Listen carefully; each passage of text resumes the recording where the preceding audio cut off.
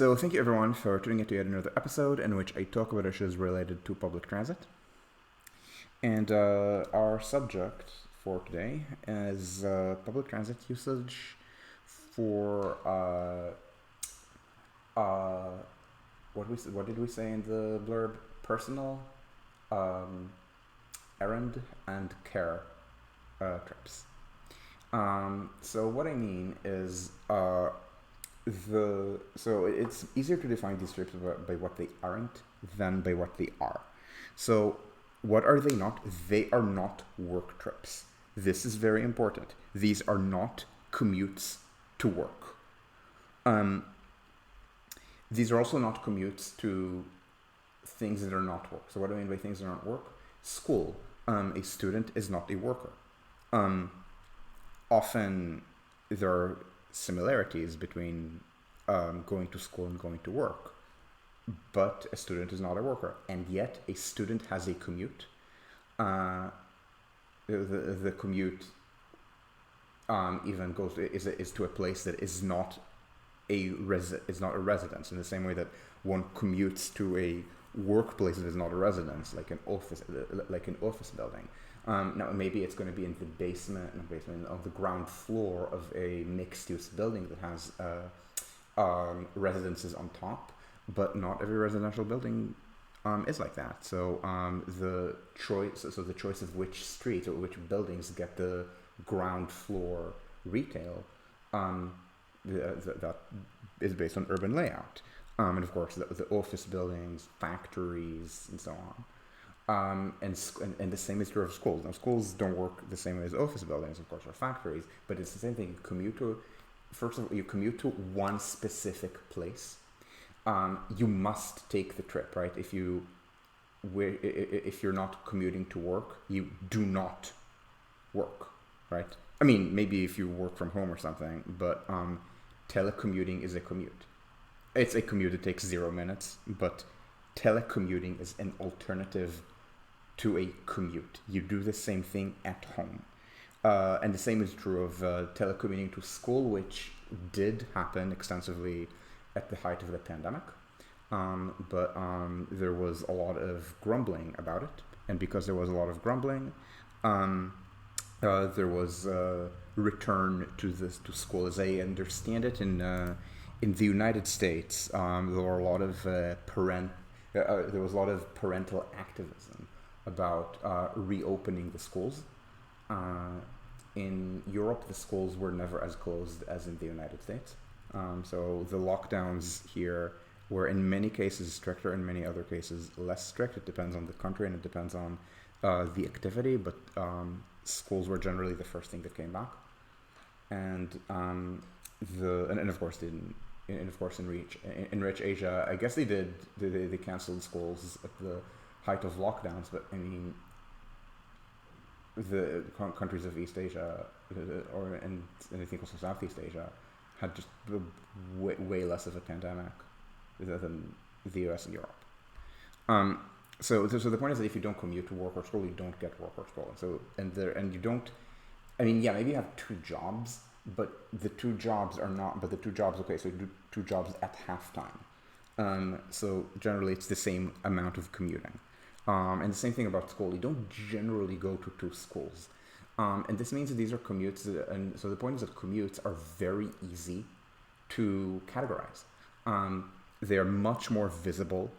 They're much more legible in census statistics, for example, and as a result, there's generally a richer body of statistics on people's commutes to work or to school than there is on other trips.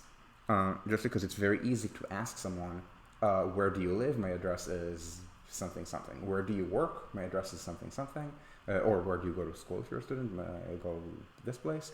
And how do you get? When do you leave home for work or school? That is a census question in the United States. And how do you get there? So very easy to count these trips, and then there are all the other trips.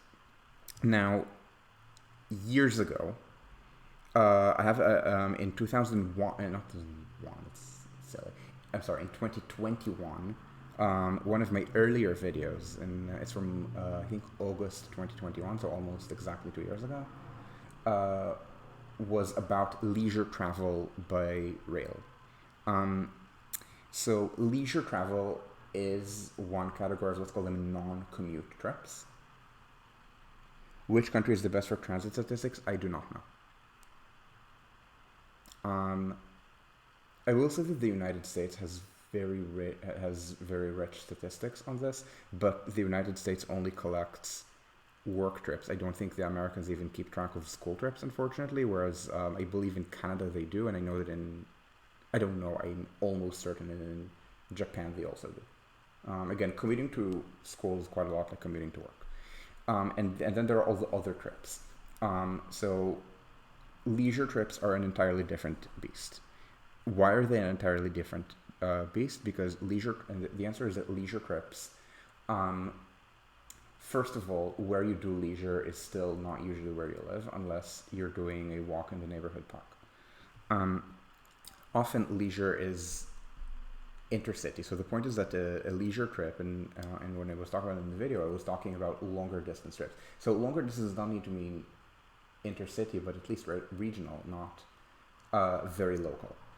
And so figuring out what how this should be done, how this can be promoted, works very differently from other kinds of non-commute trips. So this means that we're left today with a class of trips which are defined by being not a commute to work or school and not for the purpose of tourism, or I don't know how, or let's say leisure, but I'm going to talk about personal trips that might to some extent overlap leisure, in addition to errands and care.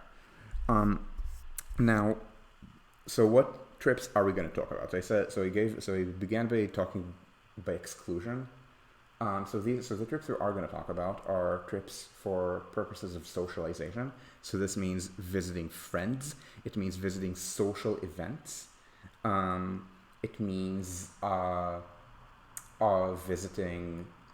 It means let's call it going out. It means so these are personal trips. Then there are errand and routine trips that I don't know how to call. Usually, where I associate care trips with things like dropping off kids at school or daycare. Now, if you're dropping off your kids at school or daycare, this is actually a commute. Your kids are commuting. Usually, if you're dropping them off, it's because they're younger. Often pre-primary, or primary, or sometimes primary. I think it's very culturally dependent, and I'm really curious among people in chat, what are the norms that you're familiar with about when children graduate from being driven by parents. Sorry, I shouldn't say being driven by parents. In places where everything is done by car, so for example, in most of the United States, the children will be driven by parents. I guess that's the issue of care trips, because the children will be driven by parents until they're old enough to drive. So that is, depending on the state, age 16 to 18. Usually more 16 than 18. My understanding is that the higher driving ages in the United States tend to be in places with better public transport, but I may be overgeneralizing from New York. I believe in New York the driving age is actually 18 and not 16. So again, 16, 17, maybe 18. There's when people, in Florida at 16? Okay. There's the whole thing about driving to yourself to school. So I guess the care trip kind of in that case would be the parents dropping off kids. But in places where there's much more of a culture of taking public transport, the age at which children start being expected to, let's say, take the bus or the train to school by themselves, again, it differs by a lot. I think it also differs by mode, and I wish that there were better data on this, but I suspect that children can start taking trains at younger ages than they can take buses because trains are less confusing. Oh, yeah, in Japan, in Japan, even primary school children can take the train to school. Yeah, okay, cool. Um, yeah, in Israel, I'm trying to remember when I transitioned from being driven on my father's way to work to getting to school myself. Sometime in late primary school, maybe. By secondary school, I was just taking the bus. Oh wow! Oh, it's 16 with restrictions. Oh, okay, okay, okay. Um, oh wow. When you say bus, by the way, do you mean school? I mean, we're not talking too much about schools right now, but do you mean school bus or do you mean regular city bus? Because I know that there's a culture of school buses, but and that's a very different one. Yeah. Okay. Okay. So these are school buses. Yeah. Um, but anyway, so when I say so, care trips, I guess care trips can be commutes if it's taking the kids to school or daycare because this is something that you must do. I mean, unless you just keep the children out of, unless you keep the children out of daycare, but that's usually not a commute-based decision. And my point is that all of the other trips that I'm mentioning are discretionary. Yeah, yellow buses. Yeah, okay, school buses. So again, social trips, you're not obligated to do them. When I go to play board games, when I go to meet other queers in Berlin, um, these are personal trips. I wouldn't call them leisure trips in the same way that it's a leisure trip if I want to touch grass. And by touch grass, I don't mean in a city park. I mean touch grass in a small town in Brandenburg where I'm probably not going to ask which political party a rando on the street voted for because certainly with the polls looking the way they are right now, it's very likely the answer is AfD. Um, but the I think I don't think I remember. There was a strip that we did once uh, to take the trolley ferry around here. Uh, so I think Stromsau or something. So yeah, that is a leisure trip. Like I think of leisure trips as things that take you out of the city. Maybe trips to museums, but I don't know how actually to classify trips to museums because usually if you go to a museum, it's because you are not a resident of the city, right? Because the city has a finite number of museums. So I expect that for most people, the museums that they visit, a large majority of them are not in their home city. Um, because yeah, okay, I can visit some Berlin museums, but again, Berlin has a finite number of museums, and then usually if I visit another city, maybe I go to a museum there, and sure, I've been to more museums in Berlin than in München, but there are many other cities where I've gone to museums. So that let's call it part of the tourism bucket, which we're not going to touch because it's intercity, but personal trips again, things that are intensely local. Again, meeting friends, doing pretty local social events, maybe citywide ones, going to a concert. If a band that you like is touring and there are tickets, which by the time we were ready to buy tickets to Nightwish, there weren't any. Not that I'm better. Uh, that is a personal trip, and so events like this. The other is errands, which are things that you don't do because you like them, but because you need to. These are things like shopping trips mostly. So how do you commute to your shopping destination? Now, shopping, unlike personal events and like the commute, is something that you have to do, right? If you don't go shopping, you don't have food in the apartment. Um, but it's very flexible. And I say this as someone who has a choice between having a pretty long walk to a supermarket. And for people here who do not know Germany very well, let me explain German supermarkets to you. German supermarkets work on the basis of 4.5 chains. The four being Edeka, Rewe. These are the two that are not at all well known outside the country. I don't know if they exist outside the country. And Aldi and Lidl, which are very well known as very low cost budget shopping in other countries that they expand into. I will say Aldi and Lidl are cheaper than Edeka and Rewe, but not even by that much. And Rewe and Edeka both have their own imprints for discount shopping. For Edeka it's called Netto, and for Rewe it's called Pennies. So these four chains, and then the half chain is Norma, which is another chain, just smaller. If you're a New Yorker, you're probably not used to this, because in New York it's all local chains. New York has a couple Targets. I don't think it has a single Walmart. I think it has one Costco or something like that, and it's in a very out of the way part of the Bronx. And the supermarkets here work on the basis of store brands, where that way a walking, like a pedestrian scale supermarket will sell you things for prices that are the cheaper ones. So the Lidls here and the Aldis here will sell you goods at prices that are generally slightly lower than an American Walmart. And the more expensive ones, so Rewe and Edeka, will sell you goods at prices that are slightly higher than Walmart. No, they're not crap. There's not, the variety is not great because of the store brands, but if you want a better variety, you go to Kaufland, which is the Lidl imprint of same prices as Lidl, but way more selection. They're just much bigger, and so there are fewer of them.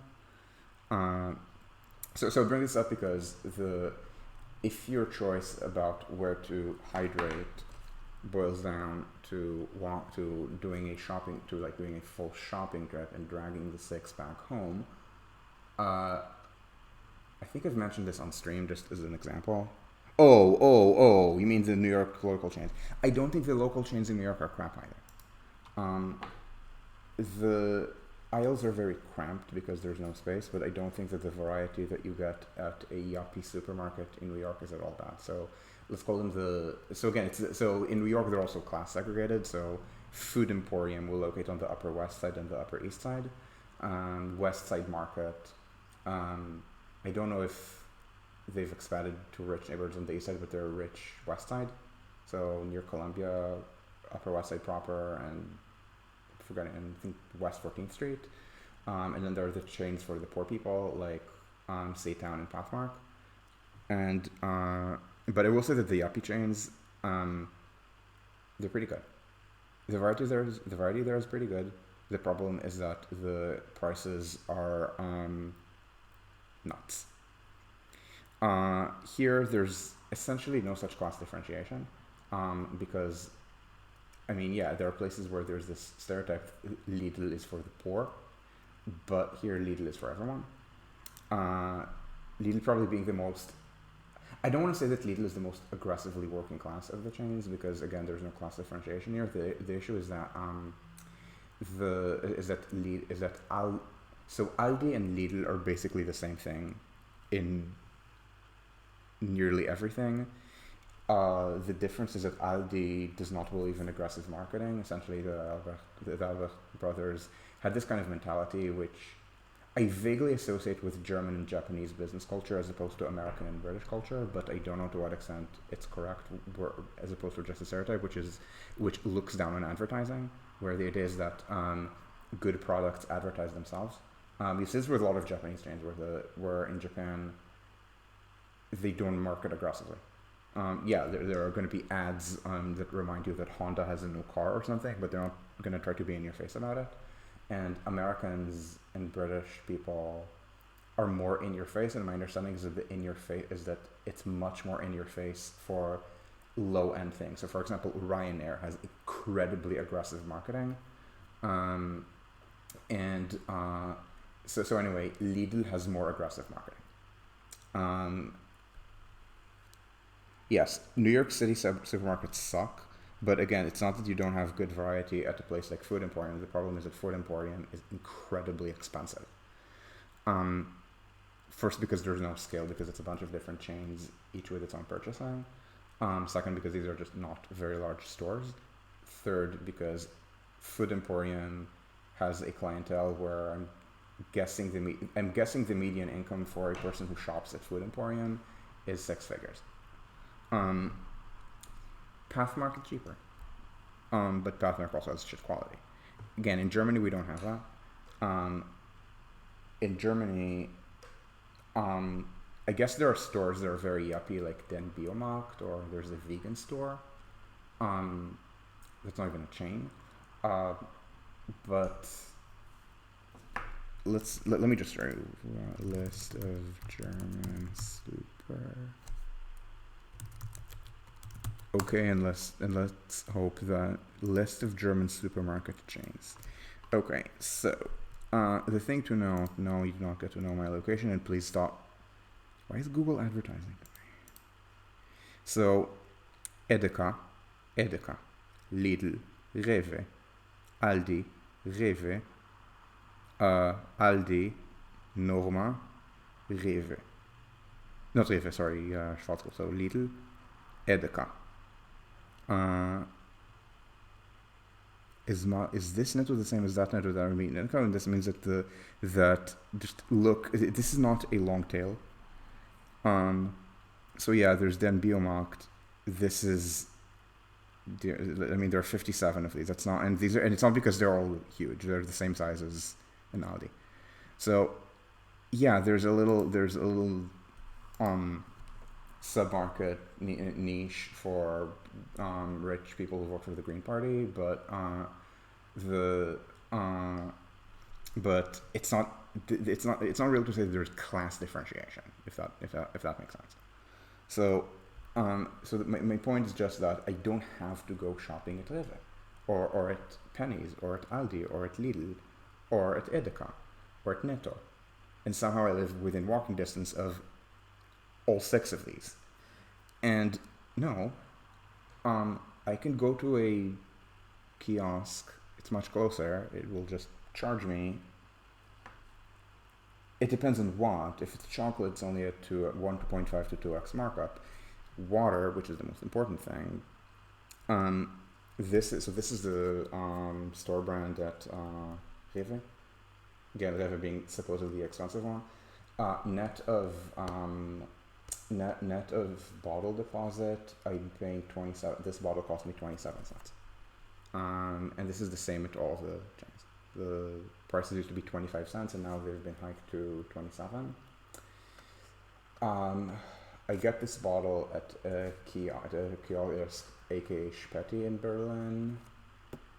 I'm paying for the same bottle, net of this, instead of 27 cents, I think €2.75. Literally, it's I mean, for the water, I'm not sure why it's such a big thing for water, but it's a factor of 10 difference.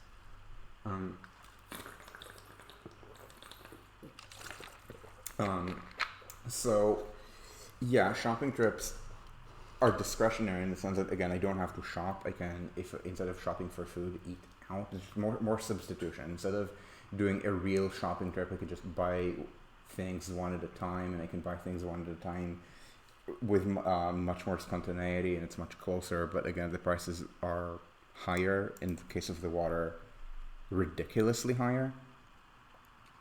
Oh, I didn't realize. Yeah, I guess it also in the United States there's also been the trend where the pharmacy chains are being used as ersatz convenience stores. So you actually can do a lot of your very basic shopping at Walgreens, Rite Aid, and CVS.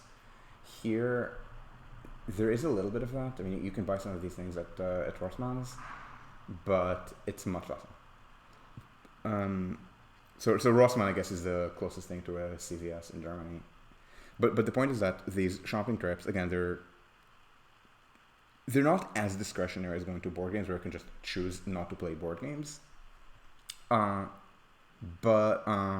going to a queer meetup, where I can just choose, okay, I'm not feeling like being social today, or I'm feeling like doing something different. So today I'm not going to talk to other queer people. Yeah, this. But anyway, so okay, so and then there's the other thing, which is that what you're getting gets bundled, and this is another issue also for care trips, which um, I'm gonna cite something for you, which is gonna start from a blog post that I wrote when I was not yet a boomer. Yeah, so this is 23-year-old Alon. Usually, I think boomer starts somewhere nebulously in the second half of your 20s. So when I was reading this, I was already feeling old, but not a boomer. So old, it depends on the person. I started feeling old at 21. My mother tells me that she started feeling old at 17. But I guess life expectancy was lower when she was younger. So, okay, people started getting old at 17. And I guess they started being boomers when they were born because, yeah. But anyway, this is a blog post that is... you can read it for this 2x2 where we're actually kind of want to go over it for a sec. But mostly read the links. Read the links that by urbanists or still exist, like Eric Jack. Let's see if this article. Okay, this article no longer exists. At this point, it's called Bloomberg City Lab. No, let's see if the original has managed to not link rot. Okay, good. This is not yet link rotted. So anyway, don't read what I'm saying about the gender aspects of it. Read what these people say about this, because these people actually study this for a living, and I talk about trains in a very different way. I'm just citing them. Anyway, like my take on this is it's the long short mode issue. So the issue is a long trip again is a commute. Think of a long trip as a commute, but you should also think of it as a non-commute trip, which is to a very closely defined place, often drawing citywide. So if you're going to a concert, I would consider it to be a long mode. If you're going to a museum in the city that you live in, I would also consider it to be a long mode, because the city that you live in does not have infinitely many museums. And so, for example, here, you would go to a museum where the museums are, and actually museums specifically, I think, are the most city center things maybe that I can think of. And the reason is that a lot of tourism activity, because again, as I said, museums are very touristy. So I mean, obviously I'm not going to know statistics for what proportion of people who go to Pergamon or something, or the Deutsches Museum, live in the city versus live in the country versus not live in the country. I will point out that especially the bigger museums in Europe always have English. But not just in Europe. The museum. So I think what I was told is the main museum in Shanghai, the Museum of Science and Industry. Nearly everything there was bilingual Chinese English. And China is mostly a country of domestic tourism, not foreign tourism. And yet there was English. And so museums, because of the tourism, tourists don't generally drive in the city unless they drove there by car. And so high-end hotels in most cases cluster around city center, even as other things have left. The example that I like giving is Philadelphia. Philadelphia is a city where all of the tourism sticks to city center. The high-end hotels are in center city. When I think of tourism in Florida, not Florida, in Philadelphia, same first phoneme, very different places, not even same first letter. In Philadelphia, the main tourist sites that people will recommend to you tend to be very center city focused, things like the Liberty Bell. and but this is in a city that is very job sprawling. It is much job sprawlier than its peer like old cities of the United States. Much job sprawlier than New York, Boston, Chicago, San Francisco, even Washington D.C. And this actually leads to issues of King of Prussia that I don't want to get into, just because there's, long story short, SEPTA was, or I'm sure, one of the agencies there, I don't know if it was SEPTA's idea, wanted to extend rail to a suburban job and retail destination called King of Prussia, which had a horrific cost per rider ratio, and ended up getting a kindly fuck off response from the federal government, due to, again, I'm not going to say lousy benefit cost analysis, because Americans don't quite do benefit cost analyses, but the informal equivalent of the benefit cost analysis of the extension to King of Prussia was LEL. Is there any place that does gender transit activism well? Yes, Sweden. In Sweden, because they understand that women walk more than men and take public transport more than men, and men drive more than women as a matter of feminism, they've learned that it is more important to keep the sidewalks open during construction and maintenance than to keep the roadway open during construction and maintenance. Therefore, when they open up the street to build cut and cover, now the subways in Stockholm are famously deep mined, but the entry holes are cut and cover. So there's going to be an entry hole which is cut and cover. Then there's going to be, from the entry hole, a bank of escalators, elevators, going to be stairs to the mined cavern of the station. And so the cut and cover elements, they're going to be in city parks if available, or they might do some street destruction, but the priority in Sweden is that you keep the sidewalks open, because the roadway is disproportionately used by men.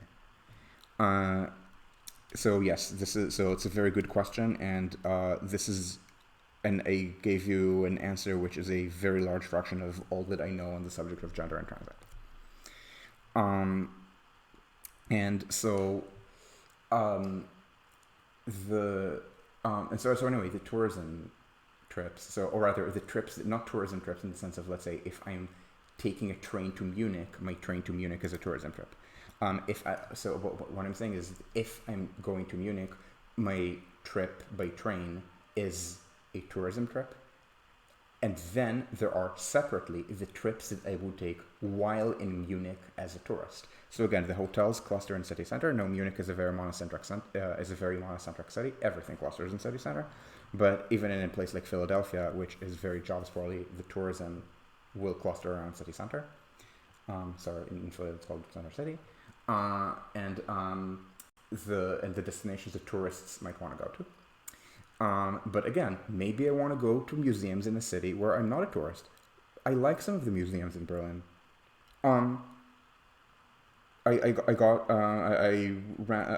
got dragged to a museum, to the Natural History Museum, where there turned out to be a dinosaur fossil right in the hallway, which was very very nice. And by very nice, I mean I made sure to take photos of most of the things there, and yeah. So before I start geeking out about dinosaurs, my point is that all of these trips are discretionary. Shopping trips are discretionary because, as I said, you have one job. And I don't mean it metaphorically. I mean, if you work, very commonly you have one place which is your employment. If you're a freelancer, again, it's very different. If you're a freelancer, but also if you're a freelancer, usually you work from home. Let's say you're a freelance artist, you telecommute. And again, telecommuting is commuting. If you're or maybe you don't telecommute. Maybe you're a freelancer. Maybe let's say you're a freelance artist or a programmer. You will go to a co-working space. Maybe you don't want to work at home. Maybe it's too distracting to be at home. Maybe you want some kind of work-life separation. Then your commute is to go to the co-working space. And for the record, I almost got one. I There's a co-working space that I wanted to take. It's just that they disappeared, and the alternative was something that I thought was too expensive for me. So again, I guess this kind of commute is a commute that's discretionary, but it's a commute that's discretionary where the alternative is to telecommute. It's not to work at all. If I were working not as a writer and researcher studying trains, but let's say I needed to do engineering site work, I would not have the option of telecommuting. So either I get to the rail yard or to wherever I need to do site work, or I don't have that job. The trips that were these non-commute trips are discretionary. Obviously, social trips, they're discretionary, so often the alternative is not to take the trip at all. Again, board games, queer meetups, that's for me. Other people do other things. Shopping trips is the same thing. As I was giving the example of do I do a long trip to a supermarket to buy at German supermarket prices and not to buy at kiosk prices. But even questions of what I buy, these are huge questions, and I actually want to devote a lot of video to them. Then there are care trips, where again, I mean, if you have children, then you need to drop off at daycare. You're dropping them off at daycare. The people I know who have children and complain mightily about daycare, they complain about the cost of daycare. I don't think there are complaints about the commute to daycare, the trip to the daycare. I am hearing complaints about costs, about daycare randomly closing, about hours of operation, about wait lists, just not about the trip to daycare aspects. But the other care trips, what is an example of a care trip? These are trips that are and these are covered by gender transit. They're things like dropping off dry cleaning while going to drop off the kids somewhere. And yeah, these are very upper middle class soccer mom type stereotypes. But first of all, middle class women are a pretty large proportion of the population. There's this kind of myth sometimes that the middle class consists of 8 kikes who are destroying the country with their weird kike behavior, but I mean, most people are not factory workers. Most people are not retail workers. Even proper working class. People who work full time, even working class jobs, usually earn enough that they have many trappings of middle class consumption. Usually not all of them, except at the higher end, like let's say the trades worker, it's usually a tradesman who who earns a lot of money through, often it's unionized in places that aren't very unionized in the United States at least. But even ones who don't earn what the average middle class office worker or professional earns, again, it's close enough that a lot of trappings exist. So let's say going out to eat at restaurants, it's something that does happen, just maybe less often. But when it does happen, it's often very similar. And so again, it's things like doing a lot of, let's say, shopping and household tasks, often childcare tasks, at the same time is the issue of this. And so these are discretionary trips. Sometimes you don't have to do them. I mean, the reason you call them chores is that they need to be done. Rather, it's that you can make many trips, and this is very different from work commutes or school commutes, because if you work part-time, um, sometimes you need to do multiple work trips in the same day. It depends. Um, but but I think the norm is more that you have one commute. It's not actually very common to have to travel for, let's say, 2 round trips a day for work. Again, it does happen. Let's say you go to night school, so work then school, or you do the other way around, so you go to school and then you work. Um, but first of all, this is not everyone. I don't know what share of students do either of these things. And second, even that is pretty well defined trips. It's not the situation where you might actually, if the trips are short enough, do a 10-minute trip to do some shopping. The same day, 10-minute trip to a different supermarket to do a different kind of shopping, then go and then maybe not here because nearly everyone here has in-home laundry, but certainly in a place like New York where it's actually much more common to have to go to a laundromat, then go to a laundromat. Then and then go to some social event. It's not. It's actually okay. I mean, when I visit New York, I'm, let's face it, a tourist, so I do a lot of these activities. And yeah, I've sometimes done even with trip chaining, so it's not round trip, round trip, round trip, but rather one way, one way, one way, one way, one way. I sometimes swipe 6 times in a day when I visit the city.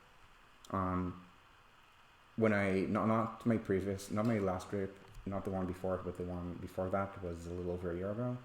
I was on weekly passes, not a monthly, and because the weekly passes were required to be 7 days, and it was not in the city at time that was evenly divisible by 7. My last weekly, I think, was 3 days, and I swiped enough times that I broke even. So I paid the same for the weekly as if I'd done paper swipe, which I think the magic number is 12, right? That a weekly costs like 12 single rides, and yeah, 3 days. And so this is something that can happen because these trips are discretionary, and when they're short, there can be many of them. So it's an issue of short and long trips. Now, again, some of these discretionary trips are long, and so let's actually start by talking about long trips that are discretionary. So I talked about concerts before, and I would also class museums if in the same city as long trips. So a long trip is not defined by length because I live in Meta. Most people's long trips, which I would class as a long trip for myself, are for me things that I do within walking distance. Maybe if I'm not feeling like walking, I take the U-Bahn 3 stops. And this goes doubly for people who live in the centers of not a city the size of Berlin, but the city the size of something much smaller. So long is defined by reach. Short is also defined by reach. So a supermarket trip is short. Why? Because the city has so many hundreds of branches of supermarkets. They're not differentiated. Yeah, they're differentiated by chain, and maybe I like a specific good from Aldi more than I like it from another chain. Maybe I like the cottage cheese at Aldi more than I like the cottage cheese from Rewe. For a long while, that was correct. I think I've just got a brand that is even with what I get from Aldi. But beyond that, they're not differentiated. There's no difference between going to an Aldi here and going to an Aldi in Schöneberg. I'm not going to ever travel to Schöneberg just to go to Aldi. If I travel to Schöneberg, so why would I travel to Schöneberg? Well, maybe there's a long trip destination there. I can't actually think of one. Maybe I would want to visit this park, but that's not Schöneberg, that's Tempelhof. in fact, I would not want to visit this park because I did so once, uh, and I was stricken by how it is a treeless parade, and it was summer, so it was unbearably hot, and it just wasn't very interesting. I prefer parks with trees. Good, bad, good, bad. Please make this into housing. Um, and I mean, I talk about rich people who vote green, and my income is rather high by German standards, and I have voted green in every election. We will see whether that continues. Not just talking about the income, talking about my voting green, as opposed to SPD. We'll see which party is throwing the election harder. And so yeah, going to a park. If it's not a neighborhood park, yeah, I mean, people in New York, I think, visit Central Park even when they don't live on the Upper East or West Side, or if they're tourists. I've done this. Okay, maybe now that I visit, I guess I'm not the best example because when I lived in New York, I lived in Morningside Heights or Manhattan Valley, which is a 5-minute walk from Morningside Heights, and I lived there because it was a 5-minute walk from Morningside Heights, so I could walk to school.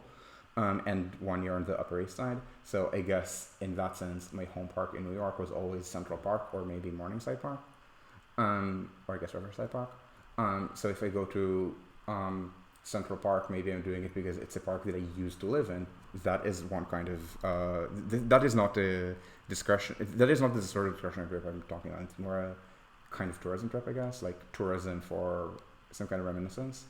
Like when you go to where your consumption habit, if you're being a tourist in a city that you used to live in, often mirrors what it was like when you lived there just because of familiarity.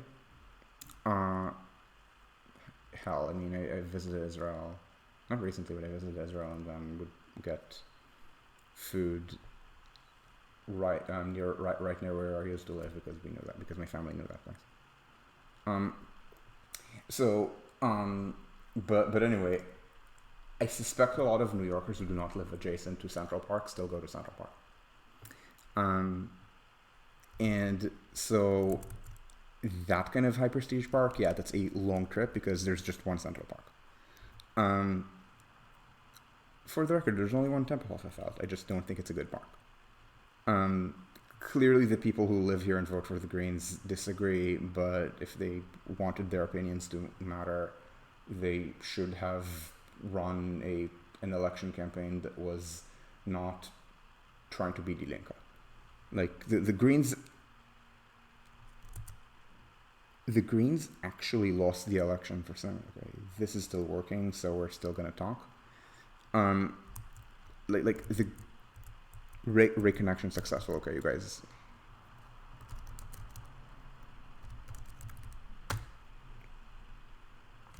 Yeah, let's see about that. And this is still recording as if it's one session. But for those of you on YouTube, I will just say the Greens lost the election fair and square. SPD was being terrible. The Greens were also being terrible. Fuck, what the hell was wrong with them? The Greens were, again, they were running on the combo of being Die Linke and being a bunch of rich NIMBYs.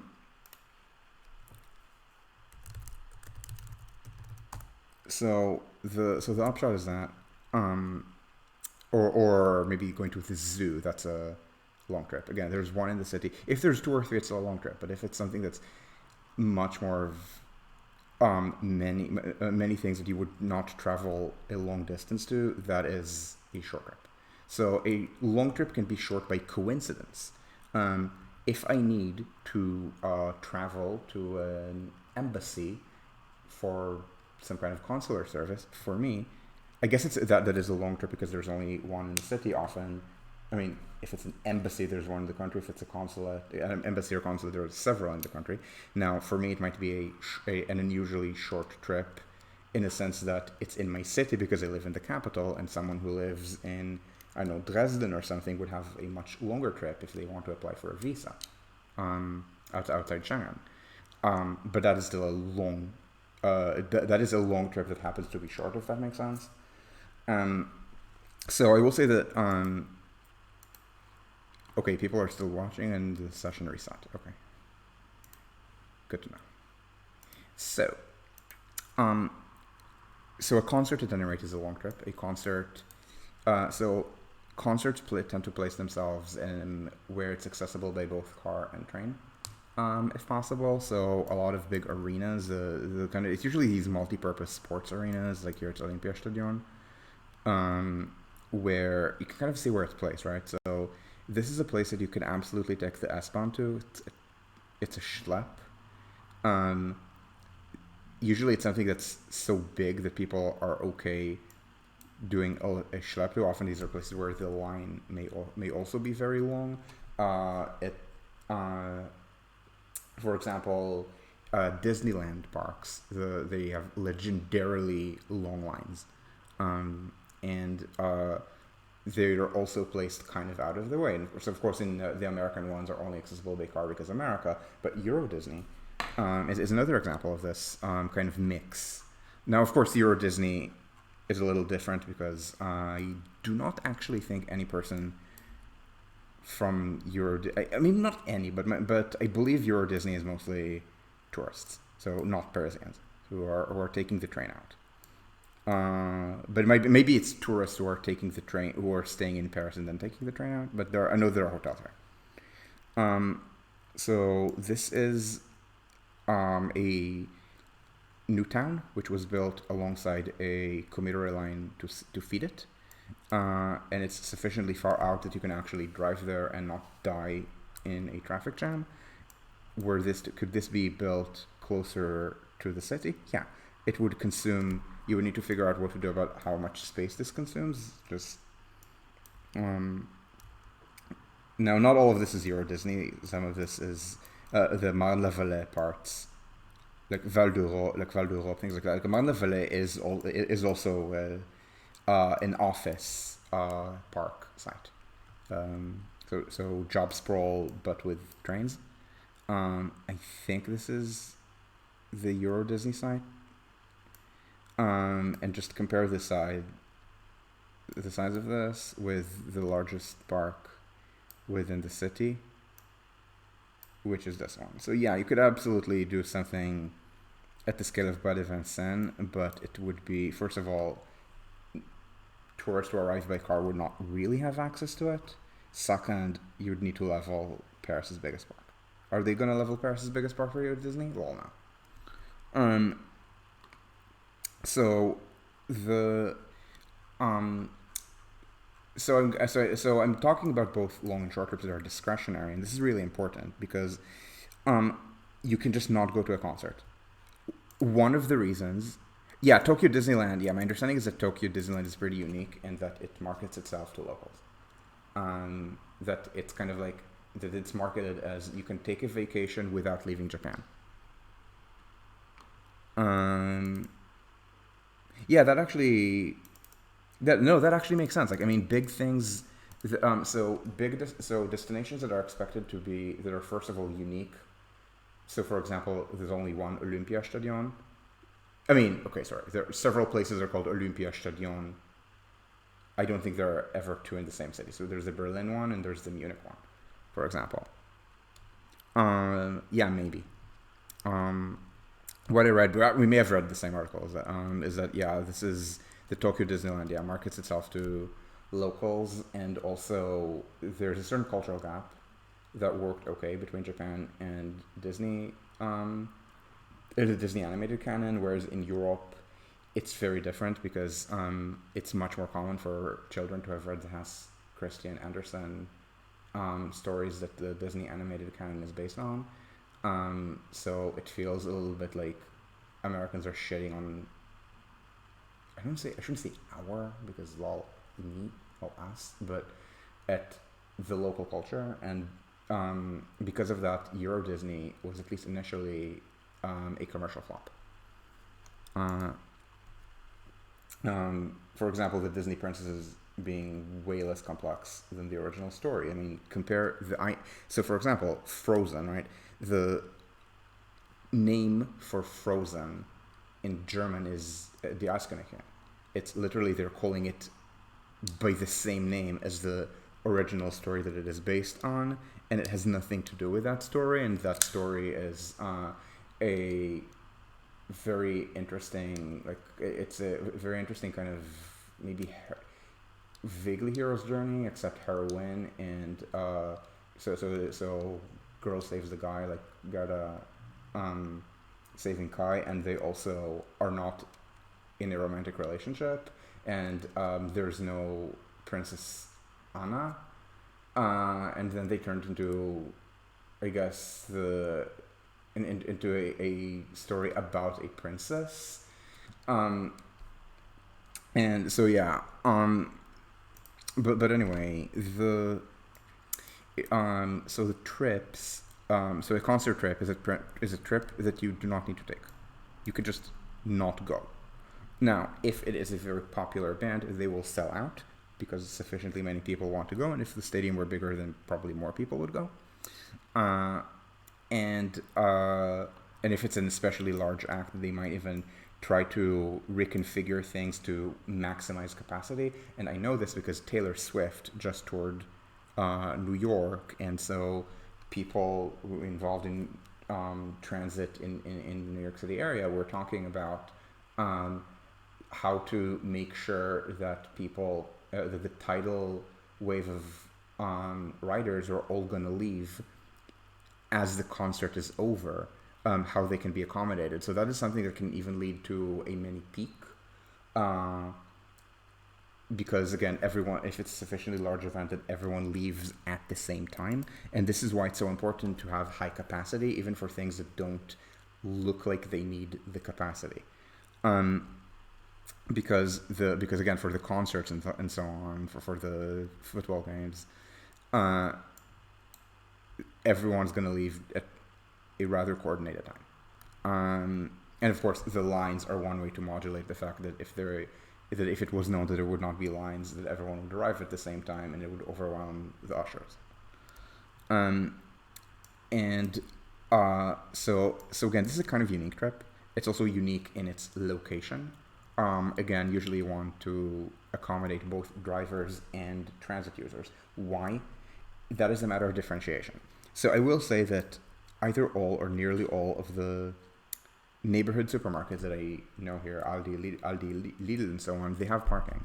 And they're also walkable. I imagine the ones that are outside the ring, and when I say outside the ring, I don't mean the parts of Gesundbrunnen that are outside the ring. I mean in AfD-Land here.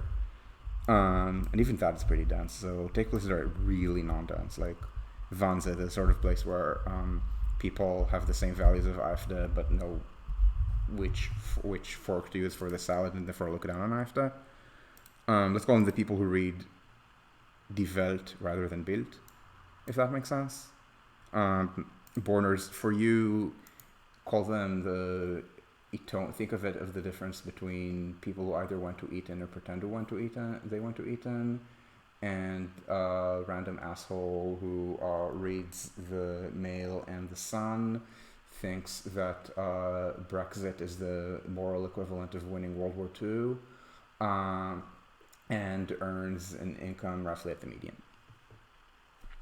Yeah, some agencies are good. I thought, was New Jersey Transit good at this or something, or Metro North? I don't remember. Yeah, so yeah, some of these are tidal waves. I will say that tidal waves like this are very different, and I would not even read into how Americans do this from other things. And the reason is that this is a one-time thing. So Taylor Swift does not tour your city every day. Now, if you're a very large city, you will host very popular artists on a fairly regular basis. So to some extent, it is predictable. But first of all, it's not something you ever accommodate with a tact, because, again, this is something that happens, I think, a few times a year. And I'm actually going to check a multi-purpose stadium like Olympia Stadion. Is it going to be the one in Berlin or München? Okay, so this is Berlin. And they do talk about concerts because again, because the huge concerts list of concerts held at the Olympiastadion Berlin, and note how it's not that many every year. And they keep saying things like attendance, and as you can see, these concerts fill high five figures number of people. This is under 20. Note that this is a concert. So Robbie Williams, and this is Robbie Williams in 2006, had to tour 2 days in sequence. This is something that I cribbed for World War III when glass is said to be big enough that they have to tour in some places 2 days in a row. So yeah, this is something that happens only a few times a year. So it's not something that you can plan on being part. Okay, this is 3 days. This is not something that you can plan on in your talk. And now, by the way, there's about to be Rammstein, where apparently they're so Me Too'd that the authorities had to ban the after party because the after party. Because apparently the Rammstein after parties always have some kind of abuse or something like that. I'm basing this on headlines that I've read in a language that I'm B1 in, so. So anyway, so this is something where you can't really tact it. So it's a lot about ad hoc planning. And the thing is, Americans are not necessarily bad at ad hoc planning. I slug at Americans all the time, but I will point out, American business culture is a culture of constant tweaks. It is a culture of constant under-theorized tinkering. Americans, and I don't mean Americans, the broad public. I don't think there's a difference in this between the broad public in New York and Berlin. But at the level of decision makers, and I don't just mean political ones, I also mean managers. The managerial culture here is one that's much more about you come up with a system that you can apply, whereas the managerial culture in the United States it's much more about improvisation. It's of course related to the fact that German railways invented the modern takt timetable. When I say the modern takt timetable, I mean they did the trains just run at regular intervals, just the simplest way to do it. I think the first urban railway ever, the London and Greenwich, opened 1830 something, I'm forgetting the year, ran every 20 minutes, I believe, on a regular timetable, but I would not call it a takt. The takt is not just when if you're not sure how often to run, you run it on the clock. A takt also means that you defend the takt, which means if you discover that some trains are a little bit slower, the tweak way is, you adjust the timetables a little bit, so so some trains are 2 minutes off takt, 3 minutes off takt, and very soon the takt breaks down. Maybe some trains will over time degrade. I shouldn't say degrade instead of getting slow. Degrade in the sense that the managers don't care about the takt, so I'm being a little circular. So some trains will change in that maybe they will skip certain stations. So there'll be some weird combinations of local and express trains based on micro tuned demand. There's a lot of business analysis that goes into this kind of railway timetabling. It's just that you can literally compare the outcomes when you timetable this way and when you timetable in the more systematic way where you just run everything on a clock phase schedule. You design your infrastructure based on the clock phase schedule, and you can see that the German system just works better. But again, there are things that, but the American tweak culture so can deal with tweaks fine. Some cases better. Corona, for example. So Americans, of course, fucked up the public health response to Corona beyond belief. Good argument to be made worst in the developed world. Judging by things like excess deaths, I think there do exist countries that are certainly at least 1.5 world that did worse than the United States on excess deaths. I don't know if Spain did. Spain might actually have done worse on excess deaths than the United States, but Spain also is horrifically overcrowded. Not in the sense of population density, but in the sense of how many I think a majority of Spaniards aged 18 to 34 still live with their parents. In the United States, that no. Um, so there was more household transmission in Southern Europe than Northern Europe. There was the least household transmission in Scandinavia, counting Finland and Scandinavia, because of that Nordic culture that you leave home at age 18. There's a reason why the lowest excess deaths in Europe could be found in Norway, Denmark, and Finland, and even Sweden, where Anders Tegnell very ostentatiously was a corona denialist, and I think is also involved in why in Sweden they're making it impossible for children to transition. Essentially, it's just maybe I don't know if it was always like this, but certainly because he started associated with full-time denialists, he became an extreme right agent. And even with him in charge, Sweden had certainly lower excess deaths than the United States, which they constantly refer to as, look, we didn't do so poorly, and Norway is different because Norway doesn't have as many immigrants as we do. P.S. it does. Tegnell literally said that Sweden had a hard time compared with Norway because Sweden has more immigrants. And immigrants apparently are dirty. That is not extreme right. It is Sweden. Everyone in Sweden believes that immigrants are a social problem, even people who don't vote for anti-immigrant parties. It's horrific. But the point is that, so the public health response to corona in the United States was much worse than, maybe not Sweden, but nearly everywhere else in Europe, and of course, East Asia, Australia, New Zealand, Southeast Asia.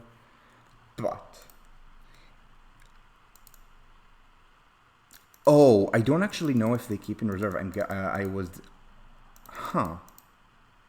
actually curious about this because my instinct seeing 3 out of 4 days, 3 shows over 4 days is that they need a day to recover. But I mean, I imagine they will always sell out. Like Rammstein is a giant band. To the point that it starts being talked about not at whether you will sell out, but at what price point will you sell out. So because I don't go to very big bands, I don't know this very well. But what I've read is that big bands, big not in the sense of many people on stage, although they may have many people on stage as a way of making it a bigger show, but bands that are extremely popular, and again, we're talking about artists like Taylor Swift, Rammstein, things like that. These kinds of acts charge very high prices. Indie bands that are watched by hipsters, the tickets are much cheaper. For those, the tickets are much cheaper. Especially if it's a dive bar, you can get in maybe not now, but in the early 2010s, I've known stories about you get in for $10-15, and maybe now it's going to be 20. I doubt you're watching Taylor Swift for 20. I'm guessing always 3 figures minimum. So, I mean, it was bringing in the context of people thinking that it's somehow elitist to be a hipster. No, if you're a hipster, you're not elitist. You're just a hipster. It is actually cheaper. Like, hipster culture, in many, not in all cases, but in many cases, is about bargain hunting.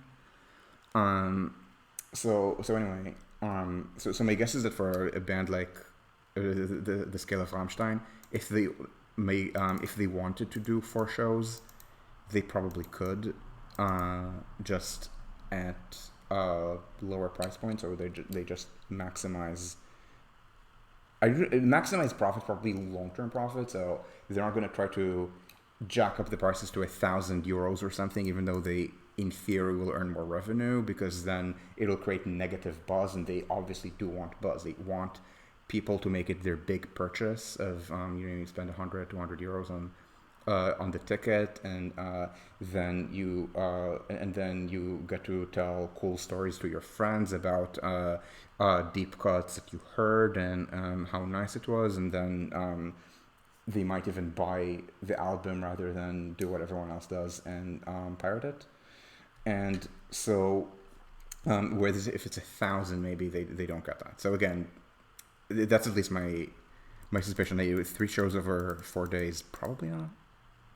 But anyway, the point is just, I was starting to say that America had a terrible public health response to Corona, but the economic response of the United States to Corona was not bad. And I don't even mean in the sense that they didn't lock down enough so people just died. This is not what I mean. In practice, the sort of places that had mass death from Corona also had economic contraction because people just learned that they needed to stay at home. So to the extent that the United States, and so I'm going to show you, let's say US, let's do KRDEESFR. Yeah, let's do this selection of countries. So every OECD country had a contraction in 2020, and Korea, due to its not quite but close to zero COVID, had, I believe, the lowest. You can visually see this is Korea. Did well and returned to growth. Taiwan had positive economic growth in 2020, but is not an OECD member due to Winnie the Pooh's opinions. Now, Germany didn't quite recover. I believe it did in 2022, but the economic growth here has not been very good recently. Spain, giant contraction. Steady recovery. I mean, it's 23, not 21, but it's taking longer. The United States managed to have positive growth between 19 and 21. Again, it's not Donald Trump's who cares, let's just party mentality. It's that the United States had a very sharp fiscal response, which I don't think anyone else in Europe did except Germany. And now Europe did a giant stimulus by European standards, but it just means that Europe fucked up the economic response to Corona less bad than it fucked up the economic response. I mean, look at Spain. This was a policy decision made largely not by Spain. Spain was debt constrained, but it was a bad policy decision. France, this economic history of France right here, where France in 2007, it takes until 2015 to surpass that. Yeah, that's also a policy decision. In France was not even debt constrained. Hollande was just bad. Germany did better. Germany actually had, I think Germany was the only European country with faster, or Western European country with faster 07/08 to 19 per capita growth in the United States. And I guess this is taking longer or something, but the point is that at least in Germany, the response, so Germany had a very sharp fiscal response, which was good, but also the German response to Corona was to keep workers in employment. The American response was essentially a UBI experiment, was to just give people checks. And this also meant that after the pandemic started subsiding or people got vaccinated, they started taking better jobs. This, and again, this is not because the United States YOLO'd through it and Germany did. Because the country that did the least YOLOing in this set, you barely even see the Corona contraction. So the Americans, maybe they don't have the great good long-term economic policy, but response to fiscal crises is not bad. So, and the same is true of transit. So stuff like how to timetable the trains for one-off events is something that the American railway schedulers can deal with. What they cannot deal with is how to write a tact that works for everyone all day.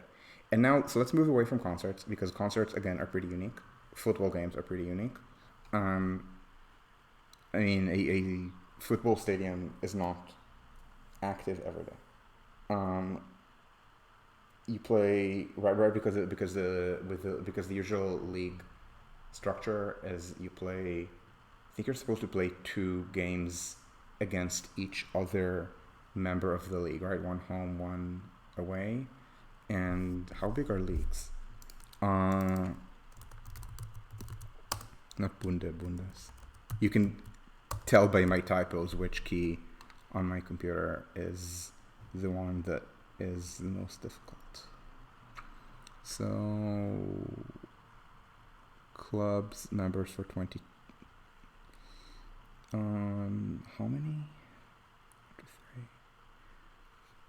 1, 2, 3, 1, 2, 3, 4, 1, 2, 3, 1, 2, 3. Okay, there are 18. Okay, there look to be like 18 members of the Bundesliga. Yeah, so I guess it's so I guess each stadium is supposed to host 17 games per season.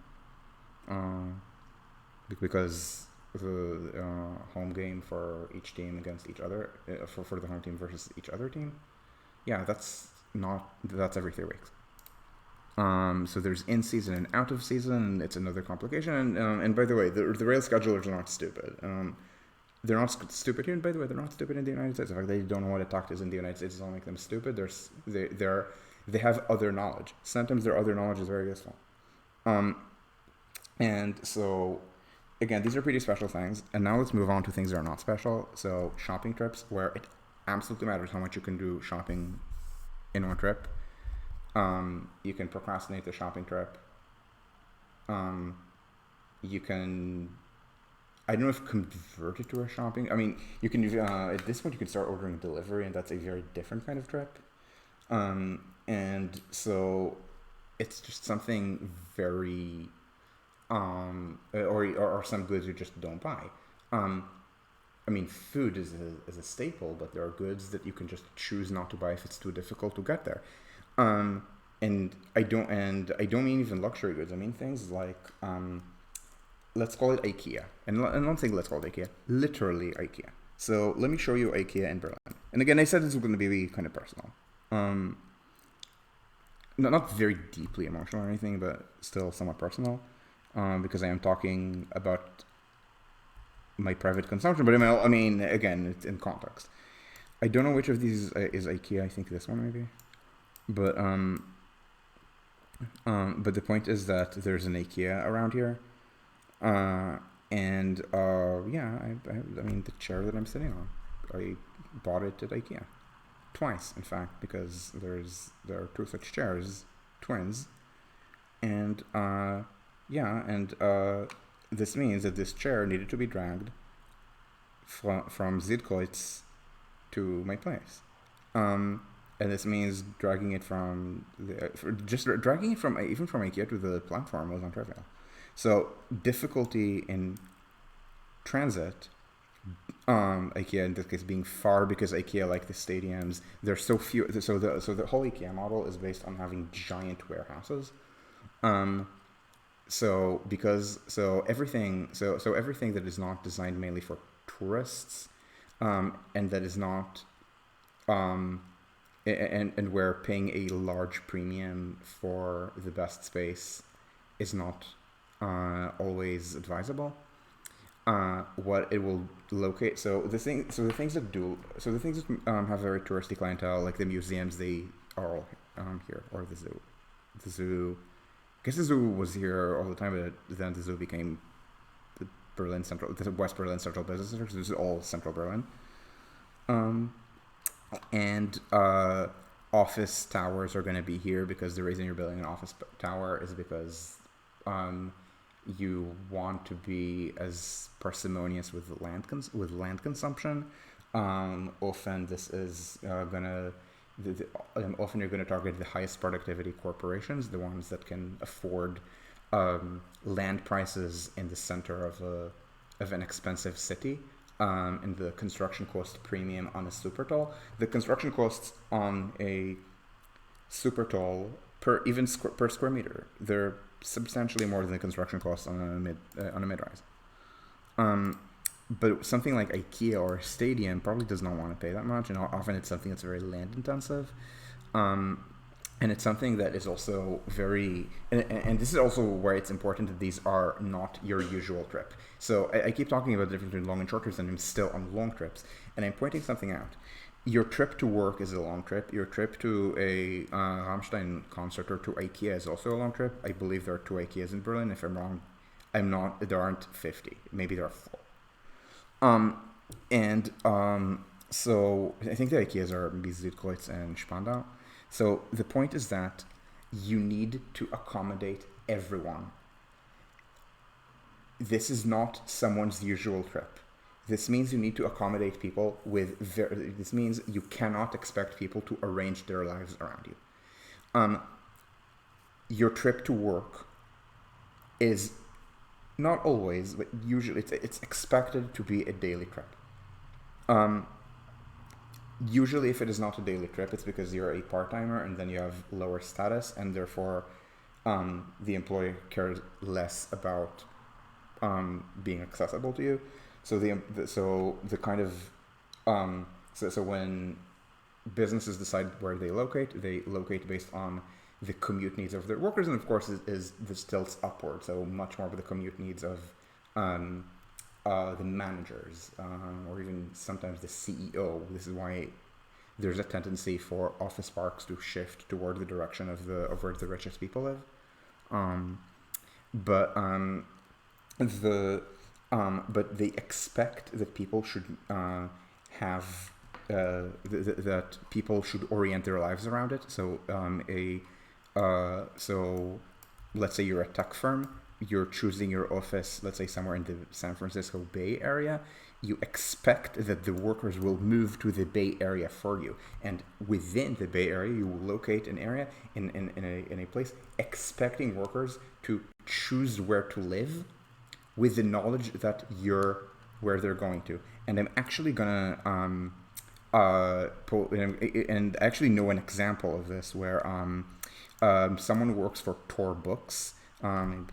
For people who are not in fandom, Tor Books is probably the highest prestige American, maybe even English language, science fiction and fantasy book publisher, and they win many Hugos and Nebulas, to the point that one of the culture war aspects of things like of I think the puppies was like some kind of politicized alt-right turned complaints that began from the fact that another publisher, Bain, complained that their books are not considered as good enough to win Hugos and Nebulas as books published by Tor, for things that were often entirely cliquish. And this somehow turned into alt-right complaints about how awful it is that women work outside the home or something. I don't remember where they are, but I know they're in Lower Manhattan. And I was told specifically by someone who works there that they moved there from the Flatiron being this one. This building that kind of looks unremarkable. I think was the first office building of its size in New York City. And I was told that the reason they chose a location in Lower Manhattan is proximity to workers. They expected to have a kind of dialogue with the workers. And again, I imagine they didn't do it for the cleaners, although I imagine they would use the building cleaners or different set of cleaners anyway. But the editors and so on. Because apparently they polled older workers to see where they lived, and they disproportionately lived in Brooklyn, not Queens or Uptown Manhattan or the Bronx. And so from Brooklyn, it's more accessible to have a job in Lower Manhattan than in Midtown. Of course, Queens is the opposite, but it could be just random reasons. Their employees, or at least the employees that they cared about, and the person who told me this was not a very high level employee. Lived sufficiently in this part of the city that this was a good location. So the point is that if you're a job, you locate based on maybe the needs of your workers, or you expect the workers to choose a location based on the office location. Schools are the same. Schools will locate. So schools are very different, and they should vlog about it.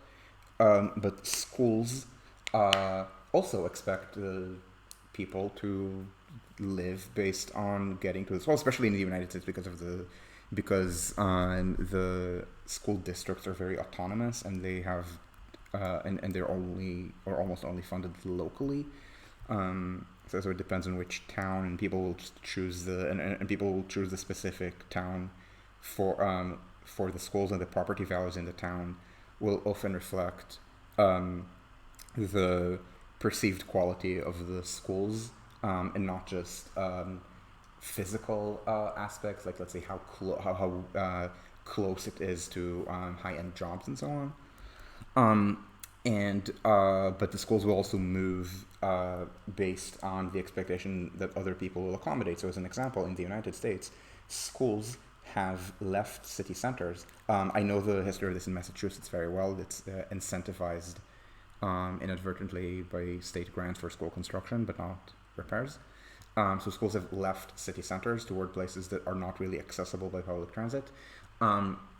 Essentially, it's been in tandem with the universalization of car ownership. So essentially, once it became expected, and of course, people relocate based on the physical infrastructure. But people locate not just based on the physical infrastructure, but also on where they take it is the point. And remember, you do not take the L to Lower Manhattan. The Tor employees who thanks to whom Tor decided to locate in Lower Manhattan, I imagine they were not. I imagine they were not in Williamsburg. Maybe they were, but then they would probably take JZ or something, and not L, because why would you take an extremely crowded train that isn't even that convenient? I mean, you could probably G2A or something, or not G2F, G2A. Or again, Z, or maybe you don't live here, you live here, so you take some Southern Division line, or you take 2, 3, 4, 5. And so, or take AC, I guess. So, so people locate, and so with the schools in the United States, it became expected that all of the parents should have cars, and so the schools located outside city centers where they're only accessible by car, and that's a kind of dialogue. I mean, it's not. I don't think it's an intended dialogue, but it's a kind of social decision. Okay, if everyone is expected to have a car, then the school and it's expected that parents should spend quite a lot of their time driving their children to and from school. Or maybe there should be school buses. I don't know if all of these towns have have good systems of school buses, but the school buses, because they only serve a school that is very off-center, they cannot be very efficient, so it's just more money. Then it's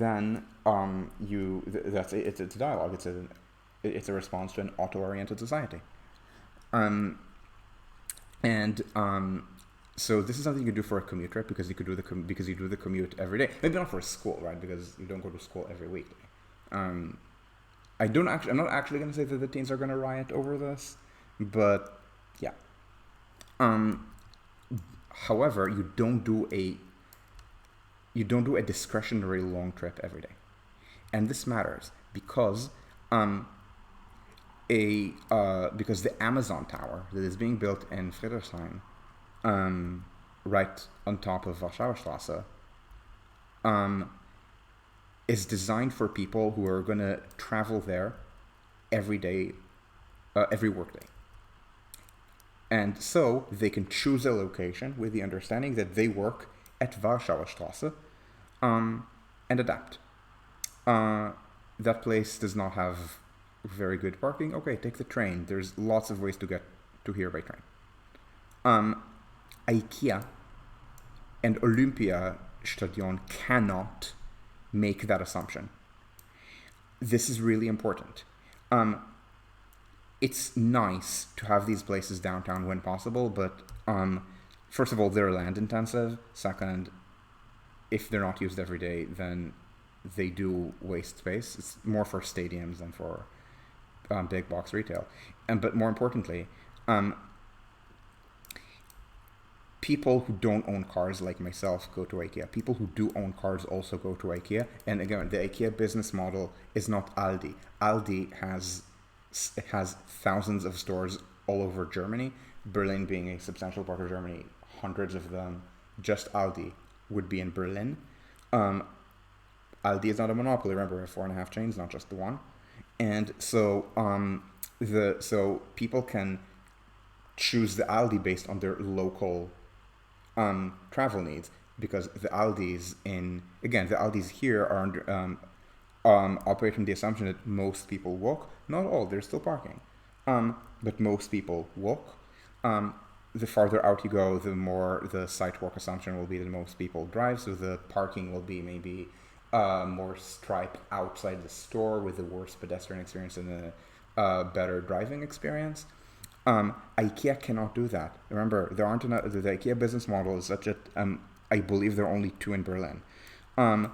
They can't do, and they cannot be one IKEA for the drivers and one IKEA for the non-drivers, because the drivers, it's not like transit users drivers. It's more like mostly transit users with some drivers, mix, mostly drivers, and mostly drivers actually would probably be more offset west and east. So this means that they have to be accessible by both car and by transit, and this means being compromised locations for both. The pedestrian experience here is not good, and this again, it leads to drop here. It means buying fewer things, just because it's annoying, and this is something where the fact that this is a long but occasional trip matters. Now, what about the short but occasional trips? So, errand trips, care trips, personal trips, so like social trips. Like if I go to board games again. First of all, these are likewise pretty discretionary. Even when they're chores, there's discretion on how many trips you're taking, essentially what quality of experience you're getting. Now, the standard response to the not pure discretion, because in the way that it's like going to board games, but in the fact that there is discretion of how many trips to make, usually the response to that is to centralize all of these shopping and errand trips in one location. This location has a name. It is the shopping mall. This is why shopping malls exist. They exist so that you can go to, let's say, the supermarket and also buy clothes and also buy, I don't know, a cell phone charger, and so on. Now, these can also be centralized in a different way. They can be centralized in the way of the hypermarket, where all of these goods will be under one roof, and under one vendor. Maybe vendor is the bad word. Is not the right word. Under one seller, right? So it can be called Walmart if it's the United States. It can be called Carrefour or Monoprix if it is France. It can be called Kaufland or Real if it is Germany. And so that is one model. And this is something that I know American urbanists dislike intensely, because first of all, the United States just does not have the urban shopping mall culture that even Germany has. In Germany, there will be a shopping mall at, I'm not going to say at every intersection, at every Ringbahn stop, but at many Ringbahn stops. They don't have to be elaborate.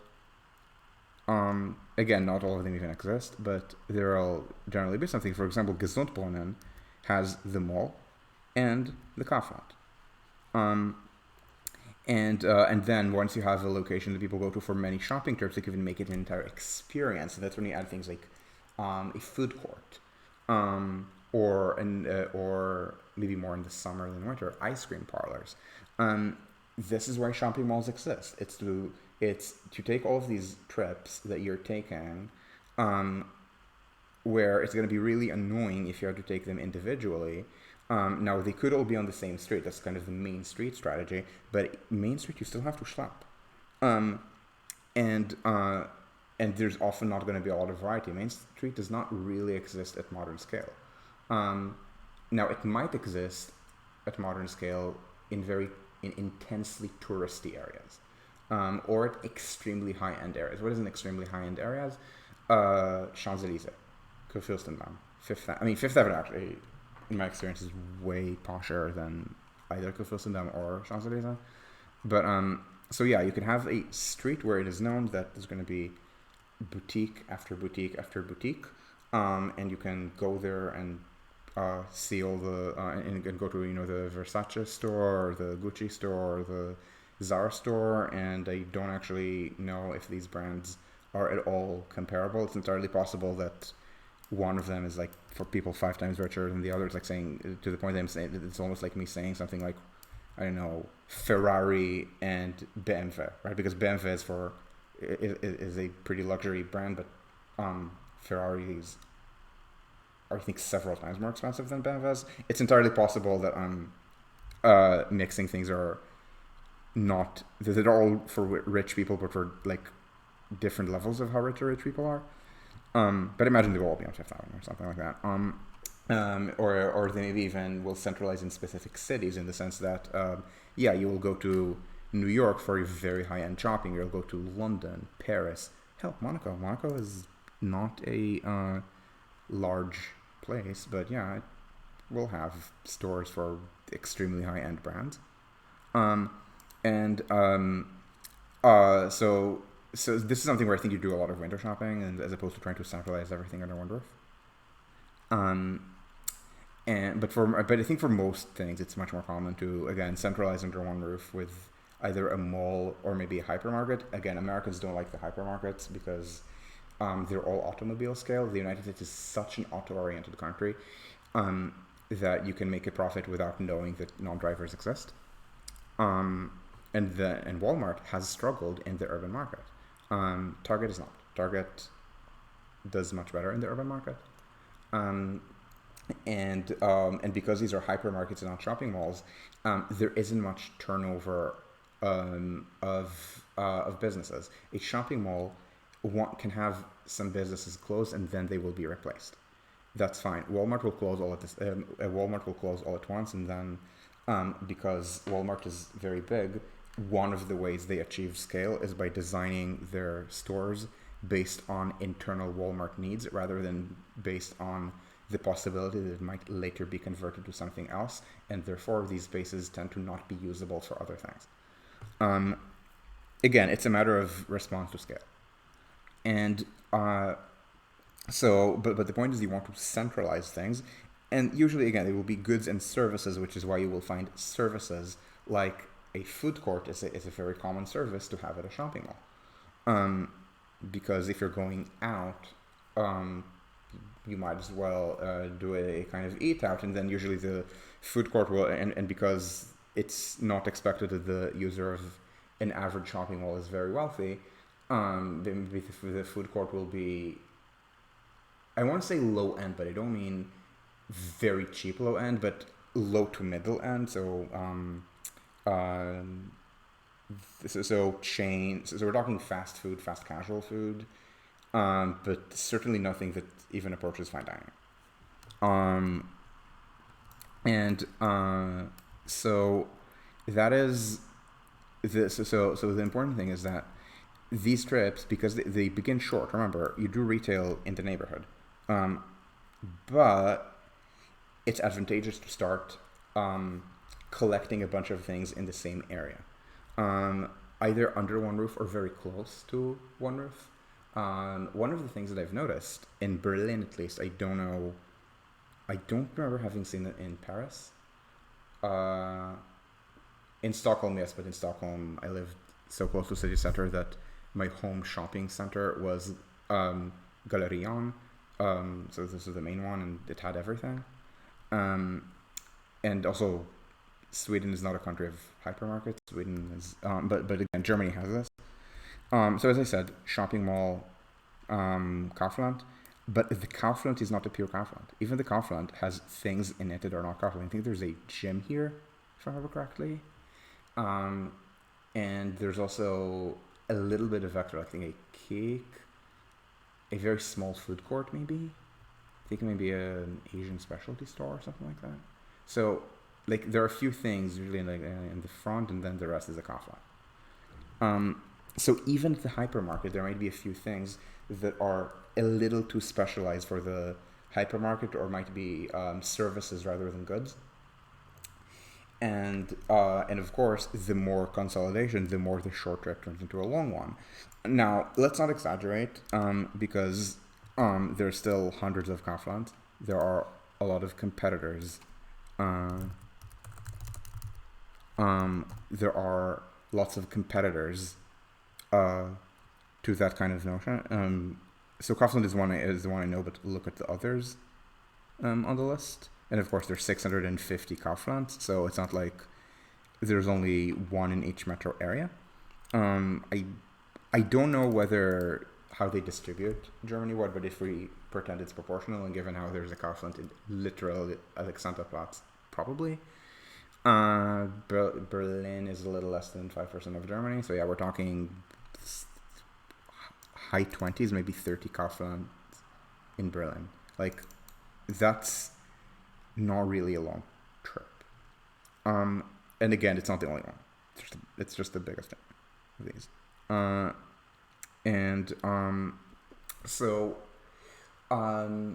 But if there can be consolidation to the point where you have giant shopping malls. I don't actually know if a shopping mall can have multiple competing supermarket chains. Now that I think about it, maybe, I don't know. But certainly we'll have many different things under one roof. There's also related to department stores. Yeah, exactly. This is a problem. This is a and of course, so in the in the United States, yeah, because you can make a profit pretending that people without a car do not exist. Because, I mean, who are Americans who don't have a car? They can be the very poor, but then you're probably not making a profit selling to them. They can be people who live in big cities, but let's see, in the 92 or 93% of Americans own cars. 45% of New Yorkers own cars. New Yorkers are a lick less than 3%. I mean, less now because Corona, but on the eve of Corona, New York had 9 million people, and the US had 330 something million. So New York is a bit less than 3%, maybe 2.7%. Point being, I suspect that a majority of the American public that is not eligible for means-tested benefits, that does not own a car, lives within the 5 boroughs. Now, New York is a large, wealthy city. It does not need, New York can somehow function without being standardized with the rest of the country. If you want to build there, yeah, the locals will abuse you because what are you doing to their pop and mom stores or something? It's fine. You can make a profit without New York because the United States minus New York is still huge. The New York stores can still make a profit because New York is wealthy enough that there are enough people who will pay food emporium prices. Interesting. Huh. Okay. Okay, question, partners. Japanese supermarkets, are they part of the Keiretsu system? So it's going to be like that at the Tobu, that at the Tobu terminals. There's gonna the stuff they're gonna sell. Is all gonna be stores from the owned by the same Keiretsu or same thing with Tokyo. Oh, okay. So the supermarkets, I guess, are not okay, because I guess so the Keiretsu are what? They're just higher end stuff than retail. So it's stuff like heavy industry, banking, I guess the old tech firms, right? Okay. I thought Tokyo was specifically, maybe not Toba, but I thought Tokyo was specifically part of one of the big Keiretsu.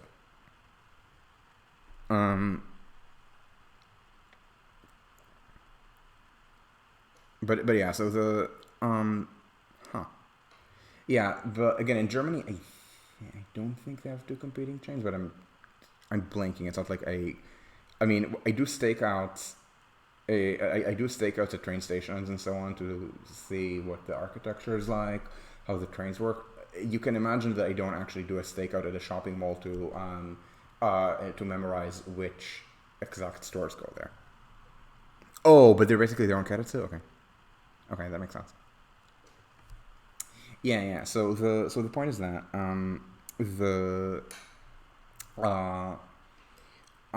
so the point is that there is value to consolidation under one roof.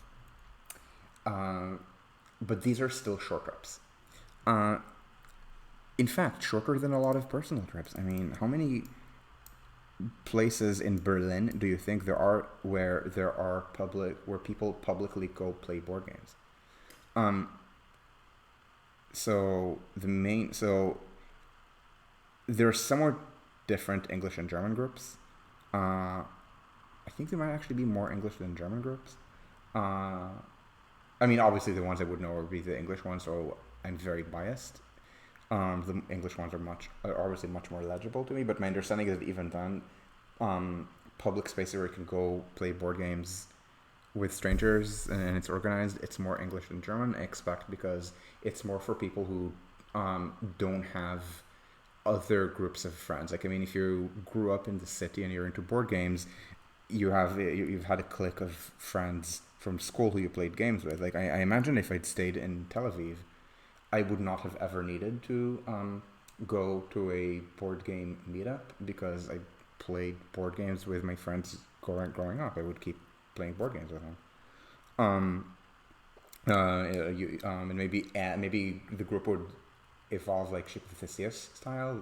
So you add more people, you subtract people, and there might be there might be full replacement over time, like for a D&D group or things like that. Um, there was a D&D game that it was trash that I did not get to run, but I was just about to start running, and everyone was already like we had character sheets and everything. Um, but because I moved, so there would be D&D groups, for example, and probably you would not need an organized place for this if it's just groups that you acquired from school. In Israel, it would be from military service, then uni and so on. And in a typical developed country, same thing, but skip military service. And so this is why I think there are more English than German boarding groups here. But so yeah, so the big one, just for anyone who wants to visit Berlin, maybe public service information. There's a place called Rudi. It's named after this area called Rudolf Kiez. It's a community space called Rudi. I will not be able to find it on Google. I think it's here, maybe. I think it's this specific building, but I'm not sure. Yeah, I think it's this specific building. Thursday night. So there's maybe other days of the week people go to bars, but it's something that plausibly only happens at one place in the city on a given day of the week. And again, it rotates, different groups, different people running them. But yeah, it's something that happens. So there aren't actually that many such places. Again, it's fine. Most people who play. So I shouldn't say most, because I mean, I know how many people show up here. This is the largest in the city. It's about 60. Now, question to the gallery, and I'm going to not even wait for people to respond. Do you think that there would be a giant board game industry with many profitable artists, designers, manufacturers, competing firms, very prestigious prizes, if the market were the order of magnitude of just 60 people in Berlin? Reminder, Germany is kind of the world center of this. So 60 people in Berlin would not scale to 150 in New York City. It would be, I don't know, maybe also 60 in New York City. The answer is obviously no. So a lot of it is something that's being played privately by groups of friends. Speaking of friends, going out to see friends is a discretionary trip. Sometimes I don't feel like it. Sometimes they don't feel like it.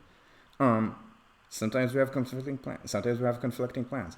Transportation matters because, now again, I live in Mitte. My friends here don't always live in Mitte, but they tend to cluster, as I keep saying, within the ring or barely outside the ring, and usually the eastern half of what I've just said. So I can't think if anyone I know actually lives in Charlottenburg. No, I can think of one person I know who lives in Charlottenburg, but this is someone who grew up in Charlottenburg, and maybe still was living with parents through going to uni. Okay, that's why this is why someone I know might live here. People I know live here, and if you're wondering if it's an East-West division, no, because this was West Berlin, this was West Berlin. It's kind of East Berlin plus the neighborhoods that were cut off kind of by the wall and became inconvenient to get to, so they became poor and then hipstery. But the it is the origin story of these neighborhoods. But the point is, in Berlin, I don't have transportation difficulties getting to these places, and neither do my friends. But this means that the public transit system has to be there. Now, again, these are discretionary trips. So what does it mean? First of all, the alternative, certainly for something in Berlin, is not the car. The alternative is not to make the trip. Second, when you do analysis everywhere, the alternative is not to make the trip. So this means that things like that programs that are seen to increase public transport usage without changing models but very much. For example, the €9 ticket from last summer, that led to a sharp increase in public transport trips within Germany, but there was practically no model shift. There was practically no decrease in the number of car trips. Now, people who are trying to defend the €9 ticket as being a more important thing than it actually was will point out there was also a cut in the fuel tax. This is correct. So just to put this aside for a sec, for people who don't know what the Deutschland ticket is, in roughly March of 2022, each of the three parties in the coalition decided to sacrifice something to show its commitment to Ukraine. The Greens said that they were going to review extending the nuclear power plants. SPD set Ostpolitik on fire and started sending weapons to Ukraine over the objections of a lot of Eastern European, East German. I should not say Eastern Europeans because the Poles hate Putin more than and Russia more than everything except maybe Germany. Like more than they might hate Germany more than Russia. I'm not even sure. And even, maybe peace hate Germany more than Russia and the rest of Poland. I'm not sure, but Poland hates Russia. Czech hates Russia. Hungary doesn't quite, but Orban pretends that he doesn't love Putin when he needs to win elections. Yeah, in East Germany, it's different. In East Germany, there's much more overt Putinism. Now, I slagged earlier this video at Brandenburg for having a lot of AfD voting. This is very recent. So this is the current status of polls here. AfD has been surging. Now 1718 is where it was at its peak in 2018. Then it fell over time. For example, anti-immigration politics lost salience as the immigrants started integrating. You can hate someone who you don't know that you are told is a criminal, but after 4 or 5 years, you see them as co-workers, and it gets fine. So that got diffused. There's been a big, let's call it fourth genization of AfD. So far, no legitimization. So third gen, fourth gen. Third gen extreme right is, probably Marine Le Pen is the best example. It's people who are laser focused on hating immigrants. They're generally anti-system. They don't openly identify with the right. They say things like, so in France, there's this kind of curious thing where, of course, Macron looks to be beyond the left-right binary. Now, if you ask people in France whether they identify as left or right, some will say left, and then they typically vote for left-wing parties, and this is new. Poland definitely hates Russia more than they hate Germany, yes, but when they constantly blame Germany for... I mean, remember that Poland is also the country where when Biden says, I will not retaliate strategically if Putin nukes Ukraine, and they say, please let me lick your feet, Uncle Sam, and then when Macron says the same, they take it as evidence that Western Europe is Putinist. And it's essentially the same thing with Germany. Like, Germany has dropped the ball intensely on helping Ukraine, but it's done essentially as poorly as the United States, and Poland specifically is trying to make Germany look worse in the United States for very petty reasons. And so, at any rate, third and fourth gen. Third gen. So in France, you can say left or right, but many people say other things. So you can say somewhere in between, and this is usually if you support Macron, you will say that. Or you can say neither left nor right, and these are different. And this is a different response from in between. And if you say neither left nor right, it's actually a very common response for another called Errand in France.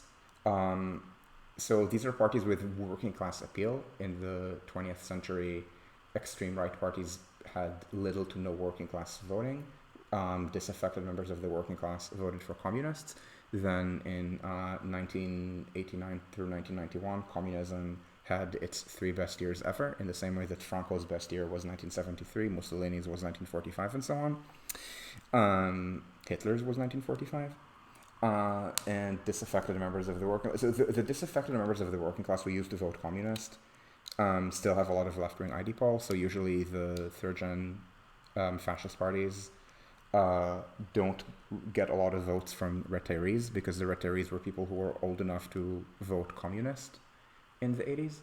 But the next generation, so if there's no actual communism, they drop out of the electorate, and then new members of the electorate who don't have that history of voting communist go vote fascist.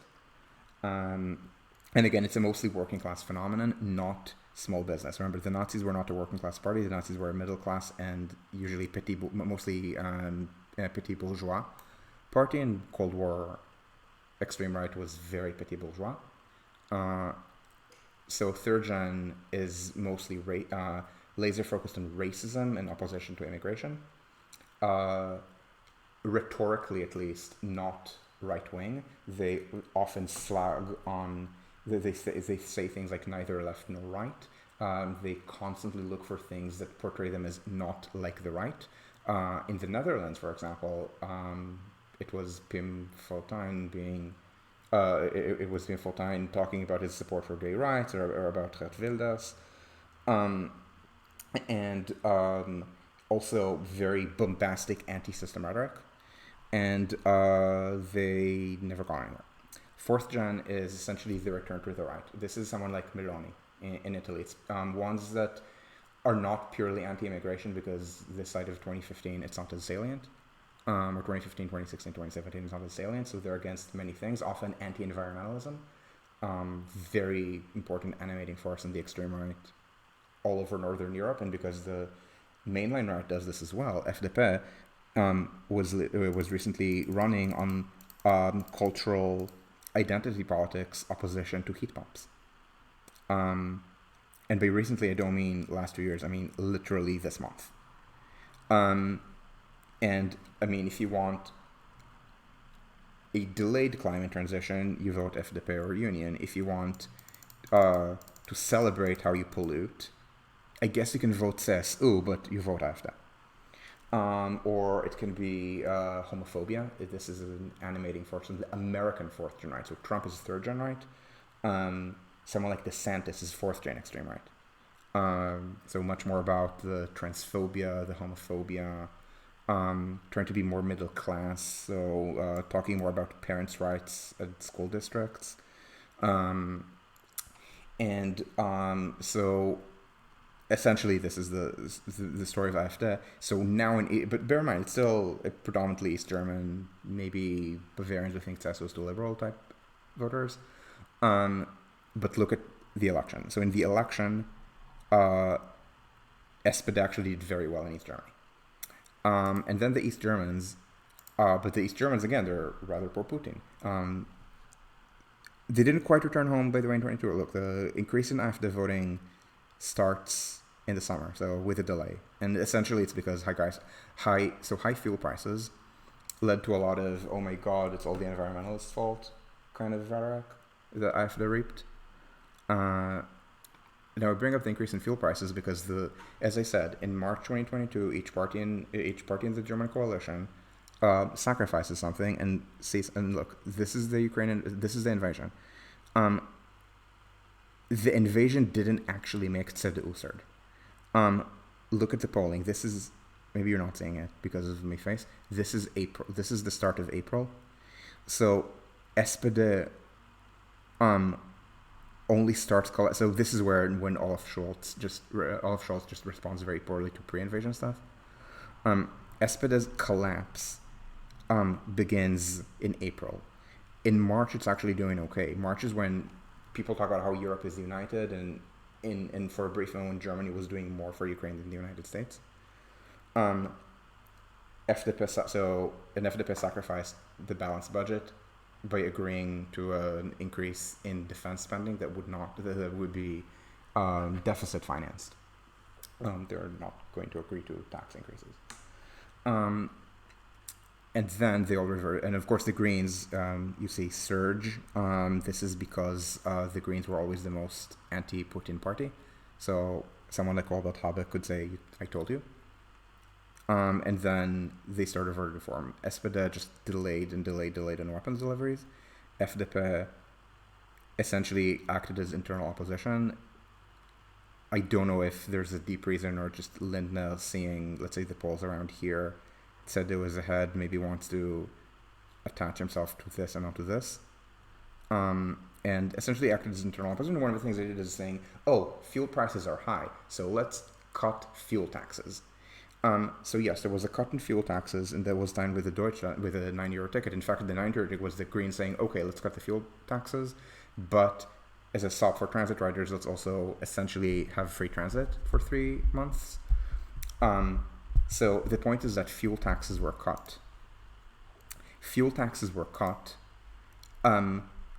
But in response to an increase in fuel prices, fuel around here during the €9 ticket costs the same as around here before the €9 ticket.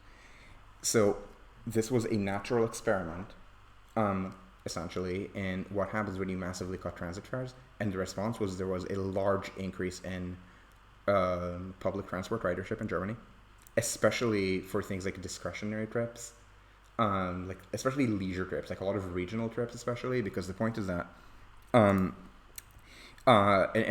should actually transition talking about fares. But I'll finish this thought. So there was an increase in public transport ridership, and again, practically no decrease in car traffic because just people took more trips. Again, especially regional ones, or if you're willing to wait to spend 12 hours on slow trains, you could do Berlin to Munich for free. I know people have done that. More as an experience than anything. The people I know have done that could afford an ICE ticket. And so. So let's talk about fares for a sec. Discretionary trips are within the city are free. Why are they free? Because everyone's on a monthly pass. Why is everyone on a monthly pass? Because if you're ever taking public transport to board games, you don't. I am unaware of any person who has chosen their mode of travel based on personal trips like that, based on visiting friends, visiting social, very. I don't know what word to use. Very micro-focused social events, like a specific kind of queer meetup, like meetups for trans and non-binary people, or things like that. I think that there aren't actually that many in cities, because as the city grows, there are just more and more subcultures until we find something your size. Hell, we're essentially one person who's good at organizing, short of being able to fill not 60 people, but enough to have a viable board game night for the exclusive or almost exclusive use of queers, like let's say anchored by trans and non-binary people, with with some cis queers, maybe the occasional straight partner, but it's usually going to be the cis queer partner of an MP or a trans. Large cities are like have a lot of economic specialization, but also social specialization.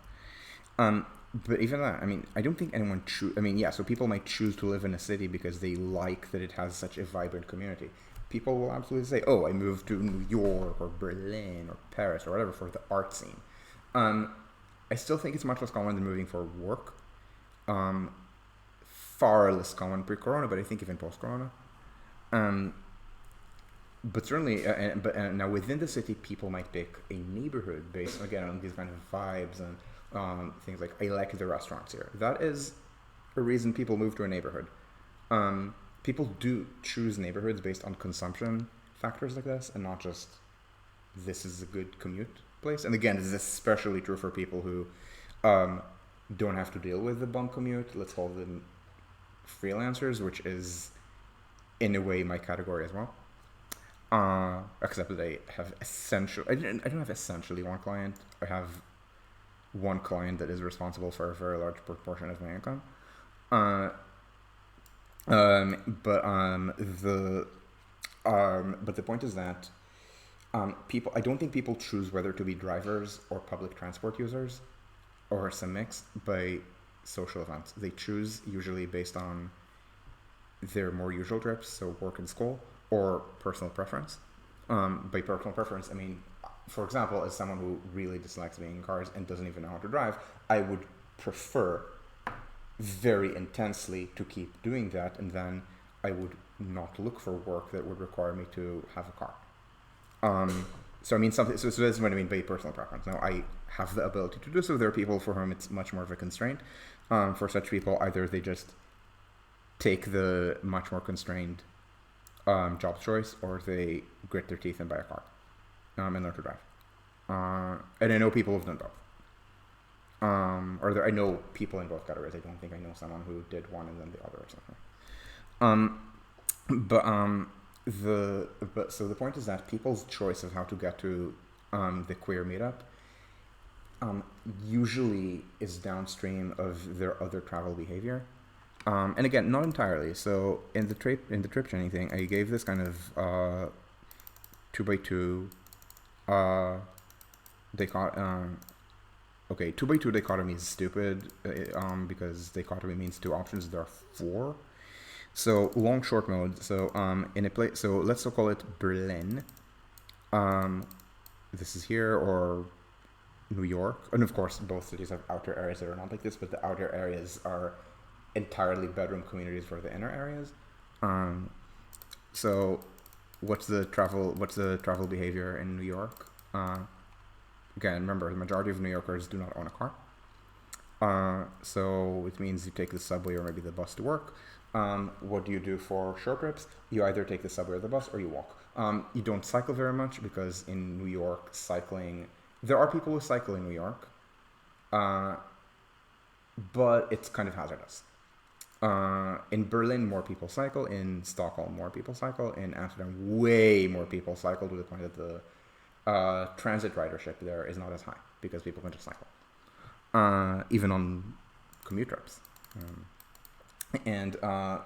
So there are people with mix. So for example, on Long Island, now most Long Islanders drive to work, but the Long Islanders who work in the city generally take the train and kind of are the ones who fund the ones who drive.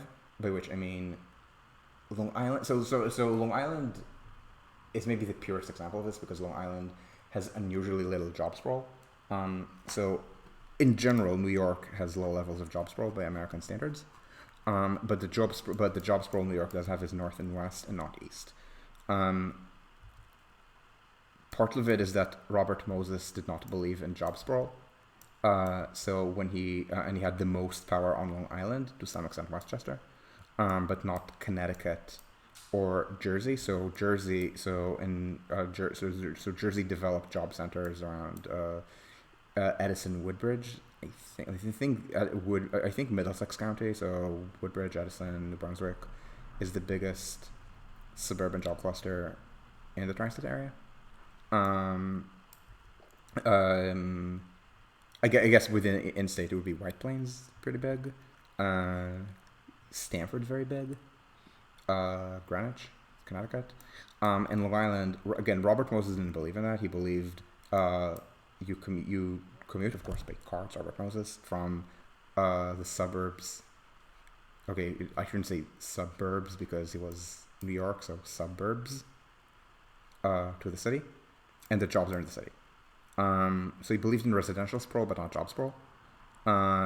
He also, by the way, did not believe in restrictive zoning. He opposed, and it was he actually was a force in delaying the implementation of what was planned in the 50s and only became the city zoning code in 1961, the one that made it impossible to redevelop all the single family houses in this part of Queens as apartment buildings. And so there's jobs from Long Island, but not a lot, around Garden City and Mineola mostly. But again, much less than the rest of suburban New York. So bear in mind, majority of people live on Long Island, work on Long Island, not in the city, but essentially their jobs are service jobs for the benefits of people who work in the city. Long Island, and by the way, Westchester, I think suburban Jersey, I think Fairfield County. So even if a place with a lot of jobs for like Fairfield County, a lot of jobs for like Fairfield County, I mean, still less than in Texas, has this pattern where you go to one of these commuter towns, and let's say 20% of the population there, 20% of the employed population, don't forget what I said at the beginning of the video, in the United States census figures on census figures on travel basically only ever measure commutes to work, not even school. 20% of the workers take public transport, and they substantially out-earn those who do not. Why? Because if you take public transport, you're probably a 9-to-5er in Midtown Manhattan, which these tend to be high-end jobs. Nobody lives in Stanford to go work retail in the city. That's ridiculous. So essentially, even in suburbs, but again, the transit model split is not high. It's in the Brandenburg suburbs of Berlin, I believe it's 16%. I think here it might be 15 or something. There are individual towns that are 20, or 25. Bear in mind, in New York City, I think in the city proper, it's like 50 something. Metro area wide, it's about 30. In New York, Berlin, the city is, I want to say for work trips, Berlin is about 40, or 43 maybe. And then the suburbs are about 16 or 14. And so the point is that people choose, so the mode of travel is chosen based on, or the usual mode of travel is chosen based on the big trips, more likely. So these types, Long Island, they own cars. They will drive everywhere. Except the city. These are weird things that we're not going to really talk about. I may want to devote a video to this, but this is very, I would say this is a very transitional form that ends up evolving in one of these three directions, usually in this direction. And then here it's the kind of place where everyone drives, like outside metro areas or in very suburban parts of them.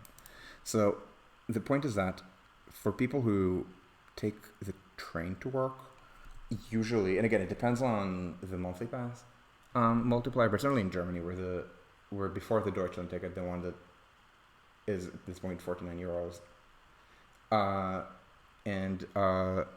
even then in Berlin it was 86 euros versus, was it 240, 225 I think for a single trip. So yeah, if you commute one round trip a weekday, it's highly advantageous for you to take the monthly, and then all of your discretionary trips are free. This is really important. Which cities globally have the best instance for a trip? I don't know. Remember, these are trips, so Warners, remember, these are trips that are not very visible to census statistics. Now, there is yes, Mobilität in Deutschland exists and will tell you the model splits for trip examples like Freizeit or Kaufen, but what the hell is a shopping trip? Remember, I'm not going to give you a real example because I am blanking on my retail behavior or my shopping behavior recently. And again, this is not the sort of thing that I would memorize. So let's hypothetically, and the hypothetical is not me trying to be sarcastic. This is probably a composite of trips that I've taken. I have a queer meetup at 8 in the evening. The queer meetup happens to be on the same street as a restaurant that I like. So I take the train to the neighborhood. Now I realize that I'm there at 6:30. It does not take me an hour and a half to eat. So I loiter around the neighborhood park. Now, Borners, we've met, but briefly enough that you might not know this. Maybe you've seen this on camera. I have an extremely sweet tooth, so I wander into a place that sells me gelato. I am somewhat of a gelato snob, and if you need to know more for people who want good gelato, spoiler alert, the stuff in this book is bad gelato. This would be good. So yeah, Ada is a snob of Italian food, and we'll shows pics of friends who she treats to very good things. So this is an example of something that's very piled up. If it's very piled up, it's probably not very good. Anyway, so okay, I go to a city park. I then wander to a gelateria, and just as a reminder, I've just informed you that okay, yeah, you've seen the cookie. Okay, good. You might not be surprised that. So remember, I'm a gelato snob. Now, an ice cream parlor, like a random ice cream parlor, will exist at the city park. A gelateria that I like will not, and therefore I need to walk 10 minutes to get my gelato. From the gelateria, it's by now 7:30. I will walk to the restaurant. From the restaurant, I will then walk to the queer meetup, where I will talk to people who actually respect my pronouns for a couple hours. On the way back, I leave at 11:30, and the supermarkets in my neighborhood, some of them close at midnight and not earlier, and therefore at 11:30 I will run in and get I don't know, water, and I don't know, I think that I'm missing some fiber in my diet, so I'm gonna buy a giant bag of arugula, and this dates how old I am as a hipster, because as I understand it, arugula was the food that the hipsters ate in America in the mid to late 2000s, and since then they've moved on to kale.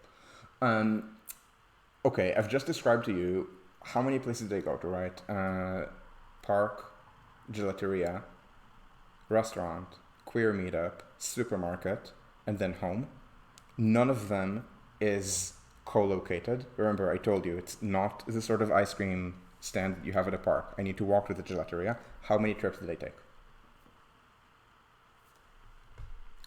That is the issue with trying to figure out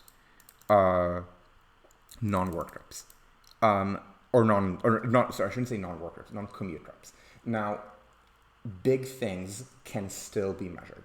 But, not perfectly, but you can generalize. What I mean by not perfectly, you can do a survey of the people who go to events at, let's say, Olympiastadion, and ask them how they got there. And the surveys will not be perfect because they will not be census surveys, and therefore they will need to deal with issues of response bias. But give the pollsters some credit. They're sufficiently accurate that when they predict that the election will be won by one party by 1% and the other party wins it by 1%, instead everyone talks about how this party proved everyone wrong over a 2% error. We need not concern ourselves with the difference between 51-49 and 49-51. So at the scale that, so for at the error rate that we're willing to be okay with, we can the pollsters are going to be okay. So we can poll people at yeah. So you can do this. So you can do these local trips for long infrequent trips. Long infrequent trips means stadium. Now, of course, you will presumably try to break it down by purpose. It's entirely possible that people who go to the stadium for a big concert have different travel behavior from people who go to the stadium to watch football. And as a result, and these are all things we will put in your survey. And likewise, a very big box store, especially if it's a chain, will have this data. I presume, I don't actually know, I presume that IKEA is a company that's sufficiently large and sufficiently profitable that they should have some idea how people get there. Now, bear in mind, businesses always assume that there's this bias. Business owners tend to drive. And I don't just mean the rich ones. I mean, if you own a storefront, flower shop, a restaurant, something like that. You earn okay. You're not poor. I believe you're gonna be distributed fairly evenly across the top fifth of the income distribution, but people in the 85th percentile, yeah, they're middle class. They're not rich. And so, these people drive. And why do they drive? And this is, remember, we're talking about, I keep talking on my videos and my blog about how public transport lives off of scale. So what do I mean by it lives off of scale? The places with the best model splits, and remember, the most measurable thing would be work trips or maybe school trips. They will be the most measurable thing. They tend to cluster in city centers, and to the extent they don't cluster in city centers, that's usually in more auto-oriented cities. Because the bus will always get stuck in traffic. If you try to give the bus its own lane and treat it like it's and do a BRT, treat it like it's a train, that works with Brazilian bus driver wages.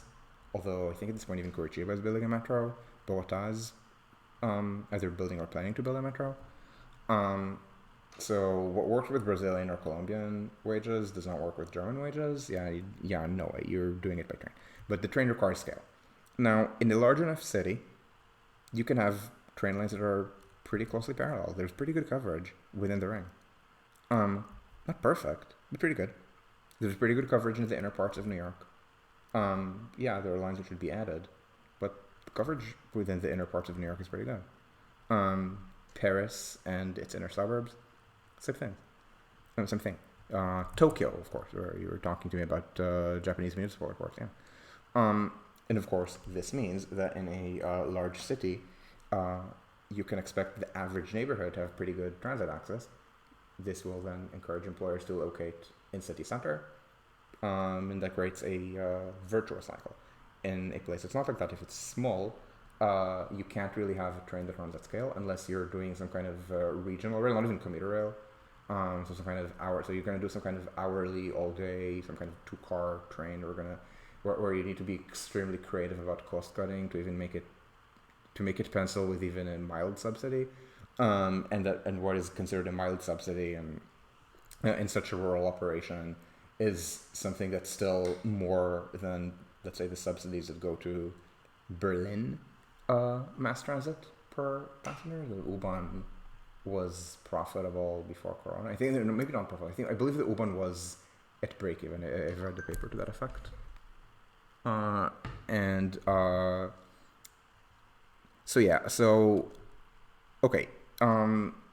Yes. So first of all, remember something really important. Remember, these trips are usually free. Why are they free? Because there exist monthly passes. Not everyone has monthly passes. Singapore, for example, doesn't really have a monthly pass, or rather, it does have a monthly pass, but because it has a distance-based system for fares, and now in Tokyo they have that, and then monthly passes are between 2 points, and on the entire line segment between them. In Singapore, the monthly pass is for the entirety of Singapore, um, and I believe it costs about 60 times or almost 60 times as much as the longest single trip you can take within Singapore, which is a ridiculously long trip. You would not take it because it's east end to west end, and the central business district is etc. I mean, center south, but Singapore has much more east west breadth than north south. So I think more than 60 times more than the longest reasonable trip that you would take regularly in Singapore. Why would anyone do that? I mean, yeah, I remember when I visit New York, I use weeklies even if I know I'm only going to be there 3 or 4 days, because even that's advantageous. Remember, New York has flat fares. The trips, when I take 4 trips or 6 trips a day, these are short trips. Singapore has a distance-based system. Those short trips are 3 stations the MRT at a time. They're cheap. So again, with Singapore being kind of an exception and also having extremely high model split, high 50s, so more than Seoul, probably more than Tokyo. I've seen conflicting numbers for Tokyo. I believe Born is probably know the numbers better than me, but I believe Tokyo in practice for all work trips, Greater Tokyo is about 50, so same as Seoul. Singapore is again 57, 58, stable. Hong Kong I think is higher but falling. And so Singapore being so in Singapore, yeah, these trips are they charge, but also remember that in Singapore there's only one competition for most Singaporeans to the train and the bus, and that is you don't travel. Remember, Singapore has very high car taxes, and so why would you take a and of course this means that, and because in Singapore the car is not really an option for the bottom 70% of the population, it means that the social events, where will they locate? Where it's easy to get to. In uni. So let me show you Singapore for a second. And this is where, so high off-peak frequency is important. You want transit nodes to be commercial, but social events will not locate in a place like Lower Manhattan. I'm unaware of any that is there. The only time I ever met someone for socialization in Lower Manhattan was if they work there, which many people do. Lower Manhattan is a business district. And then about 5 or 6 in the evening, that place is dead. Downtown Boston is kind of the same. So let me show you Singapore for a sec. So Singapore, like this. Central Business District, I don't actually know what the oldest part of the city is. I imagine it would be around the Singapore River, so around here. The traditional CBD developed around Raffles Place. So around here is the traditional. So around here is the traditional CBD. But the main retail center is retail, a lot of retail here in Singapore, famously a country such city of shopping centers, and the biggest concentration is in Orchard. So retail center starting from Orchard and Patterson, continuing up until even into Bras-Basah. So really this strip, and then here. And with like some tentacles around here of retail and of work. Orchard, especially once it's all being called Orchard becomes Tanglin, this area is the expat ghetto. So gated communities and so on. I lived in the expat ghetto. Uni is here. Uni is I believe this is campus. So, let me tell you where I met other students for social events. The answer is Orchard. Now, Orchard was close to where I lived. It was not because I was socially influential. I was not. They were not doing it for me. I was unique in that I was an expat. I don't think I was the only foreigner in that group. I may have been the only foreigner in that group, but it was certainly the only expat. If there were other foreigners, there might be Chinese Malaysian people, so people embedded within the same Chinese Singaporean culture. So there are foreign students, including some expat students, and in Singapore. But in math, I was literally the only white person in the room in most classes. In the ones I was not, I was one of two people, and they were big classes. And often I was also not just the only white person, but also the only non-Chinese person. Singapore has very high inequality between the Chinese majority and the Malay and Indian minorities. So I imagine the students would skew wealthier, not entirely, but to some extent. So wealthy. So in Singapore, wealthy Singaporeans, they tend to cluster around Bukit Timah. So, but bear in mind that the segregation in Singapore does not work this way. So Singapore does not have racial segregation in any way that's recognizable to a Westerner, and the reason is that the housing projects where 80, I believe, percent of Singaporean residents live. Residents mean people with citizenship or a green card. These are only about maybe 70% of the population. But in these housing projects, there are ethnic quotas to make sure that there are no separate housing projects for Chinese, Malays, and Indians. Now, the socialization remains very segregated, but it's not spatially segregated. Now, there is some class segregation. There are richer and poorer neighborhoods. Again, richer people tend to live in Bukit Timah. Poorer people, I think Ang Mo Kio is one of the poorer neighborhoods. And there is intergenerational income transmission. So it's likelier that an honors student in math would live here than here, but it's not guaranteed. Judging by the fact that I was often on the train with some students, they probably did not live here, because why would they take the train from Bukit Timah to Clementi? You would take a bus. So the point is that we still met at Orchard, because as soon as we were not on campus, this was a convenient location for everyone in a society where, as a reminder, car ownership is 30% of the population. And if you're a student, you don't own a car. Maybe if your parents are better off, like mine were. Okay, let's say were, because I'm describing relative to Singapore, not relative to now. Then maybe they own a car, but why the hell would they give it to their kid who goes to uni? No. So the point is that the social events will centralize if the rest of the city is transit oriented. The other thing is free transit will make trips more convenient, but not these trips, because these trips are in practice in most cases, certainly in Berlin, but even in New York, where it's less advantageous to take a monthly pass. The monthly pass in New York costs like 46 or 47. I never remember single trips. In Berlin, it costs, I mean, now it's different because of the 49 euro ticket, but before that, before the Deutschland ticket, it was 32. How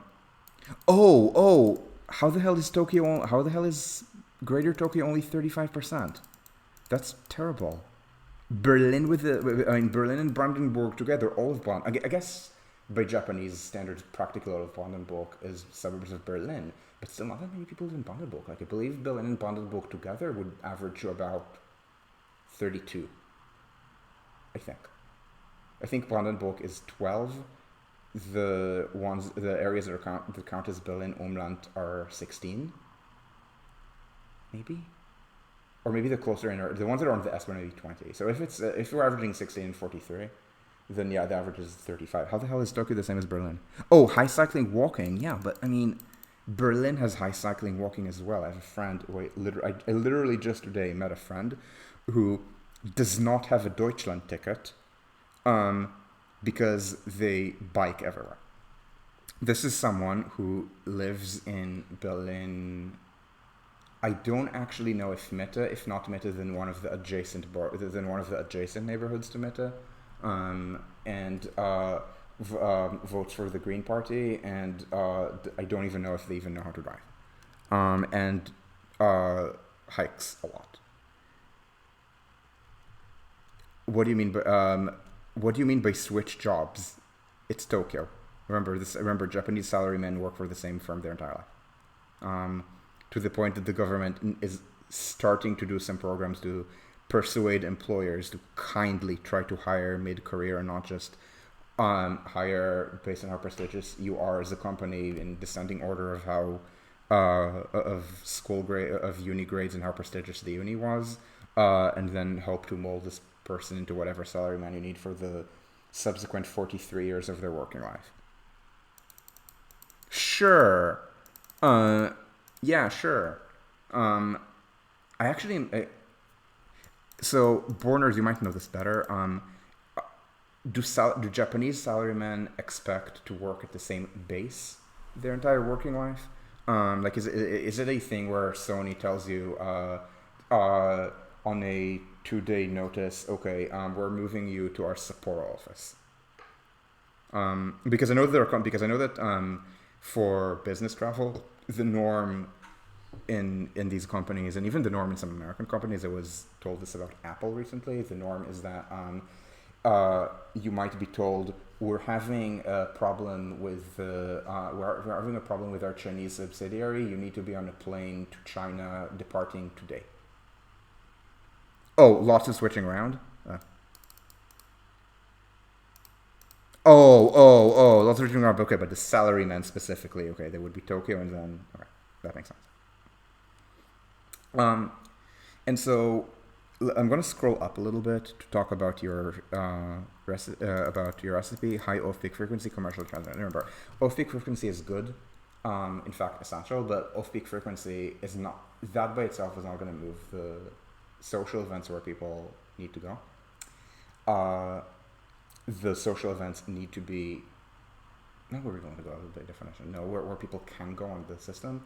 So what you need, so first of all, think in terms of community spaces. This is really difficult, and the reason is that the sort of people who know where to place community spaces are the worst people when it comes to public transit.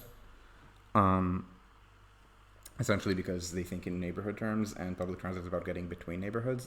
Remember the Green Party in Berlin, a party that I voted for in every election here where I've been eligible, has serious people who spend more time complaining that the new CDU-SPD coalition is building new U-Bahn lines, and they're going to try to build new freeways.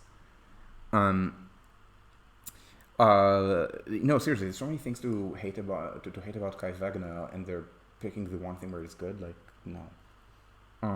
It's like when there are people who could criticize Angela Merkel on many things, like austerity, like the fact that in the early 2010s she was pretty racist, and like slowness on climate change.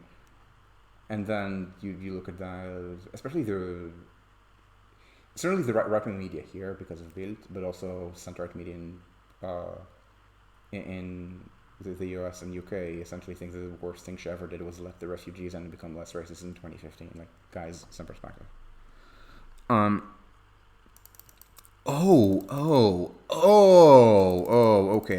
that makes sense. Yeah, that makes sense.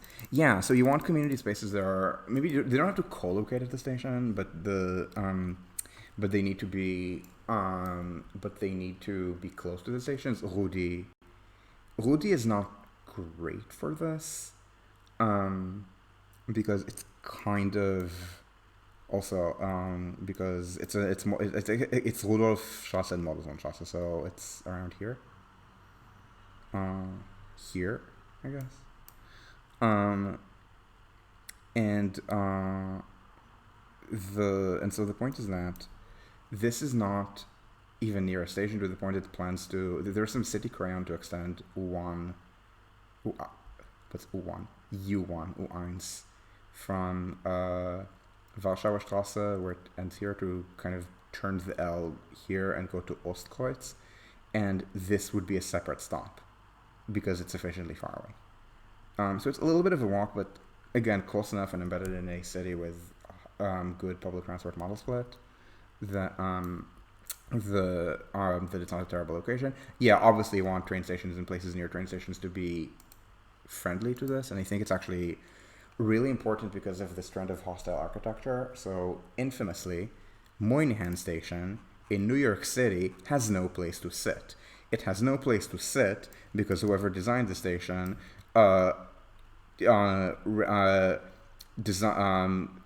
so people do different things for recreation. I play the same video game missions over and over. to the point I can almost speedrun them. Or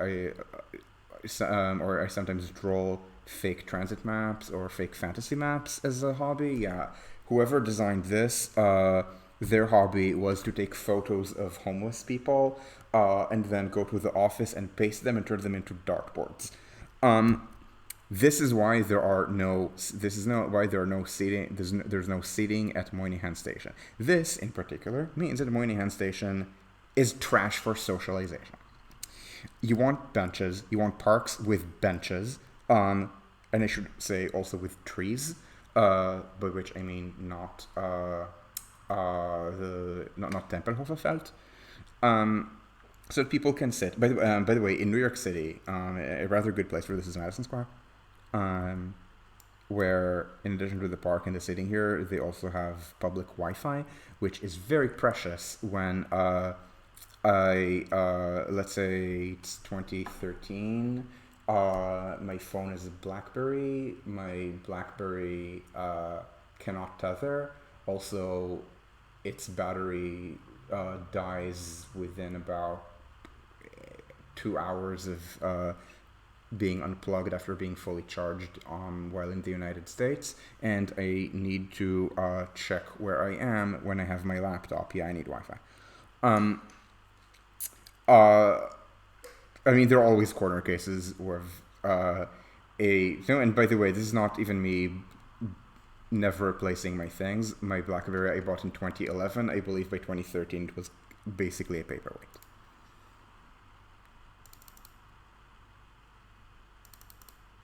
Can I please blame Mark Rutte for this? I mean, I guess in Notre Dame it would be a Boutalef, but can I please blame Mark Rutte, or can I please maybe blame what's the most recent extreme right party, BPP or something? Yeah, this is Altide. Ugh. Yeah, so trying to so bear in mind, I mean, board games sometimes. I mean, spaces need to make money. Rudy has a cover charge. It's €2. Sometimes board games meet at bars where most people will drink. This being Europe, it is very strange that I do not. So essentially, I get to piggyback off of the people who do. So there are things like people meeting at bars. This is part of the Berlin culture. So the bar will be the social space. It was in decline because of the pandemic, but at this point in 2023, I at one point rode a train. I at one point rode a train unmasked, by which I mean I lost my mask and I needed to get home. I rode the train unmasked, and even a year ago I would not have done that. I would have walked, or found some kind of store where I can buy a mask. So at this point, if even I am okay, if I am outside my apartment, if I'm outside my apartment, I need to get home and I don't have a mask, taking a turn without a mask. At this point, the bars are okay. So this is bad, but I will say that it's not like in Berlin we sit at free spaces at train stations. Free spaces at train stations exist, but they're not really designed for people to go play board games, or to discuss their gender identity. The norm is cafe or bar. Sometimes city parks, absolutely. But these spaces fill fast. But you definitely want seats. And you do not, and the thing is, so at a bar, it's at least expected that you should not loiter too long if you're buying nothing, unless, again, if you're with someone who buys something, that's fine. You're entertaining someone who's buying something. You're a customer. And again, in the park, it's normal. But in a city space, like in a public space, like a park, a train station. The thing is, on the one hand, I'm giving you examples of commercial spaces where it's completely normal to expect, even informally, that people should buy something. But once you're doing public spaces, they need to be very open, and train stations are a big example. It's the enforcement creates more problems than it solves. This is something to keep in mind in general. Sometimes a rule which sounds like a good idea cannot be enforced in a way that is value positive. The example is a lot of means-tested welfare. So means-tested, like the very lush kind of means-tested welfare, like if you like things like guaranteed minimum incomes, they have to means-test that. And in practice, UBI type systems, there are people who fantasize about this being not means-tested somehow, but in practice, it's means-tested just means that if you earn less than that, then you get that. If you earn more than the minimum, then essentially you pay less in taxes, that kind of system. But things that could be more micro. There are things we can micro-target. The example is student loan forgiveness in the United States. So Biden forgave student loan debt, but because they didn't want to face accusations that they're taxing or creating inflation for plumbers and oil rig workers in order to pay the law school debt of high-end lawyers, they started making rules, some of which are understandable. Like I think it's maybe only undergrad debt, but also there's a maximum amount of debt that will be forgiven. And I think there's also maybe an income maximum. And bear in mind that I'm saying maybe is about things that were very amply discussed on Twitter while I was still on Twitter. And the reason is that these are Byzantine rules that I just don't remember. And the result is that a lot of people who are eligible for this might not be certain that they're eligible. Not that they're eligible, that they're eligible. And as a result, just the confusion creates more problems than it solves. Because at the end of the day, a person who went to, I don't know, a person whose parents gave them, whose parents paid full fare for their degree at, I don't know, Sarah Lawrence or like a snooty, let's call it a college that is snooty but will not actually get you good work. So not like Amherst or Wellesley or anything like that, which are colleges that are snooty and but generally you come out of it employable. So let's say the person with like the kind of stereotypical person everyone enjoys hating on, the person with rich parents who has an arts degree and no job and no interest in getting one. Yeah, that person gets their student loan debt, which they for some reason got into, even though their parents could have paid or something. And everyone mocks that person, but I mean, at the end of the day, that's most of America. That's not most Americans do that. So it's essentially the same thing with what's it called, with train stations. Even if you, the main people losing out from bullshit security theater designed to be against homeless people are not homeless, because most people are not homeless. And if someone tries to, and if there's security theater to enter the station, that inconveniences all passengers. Now, if there's a real security risk, do that. Here's a list of countries where it is a real risk.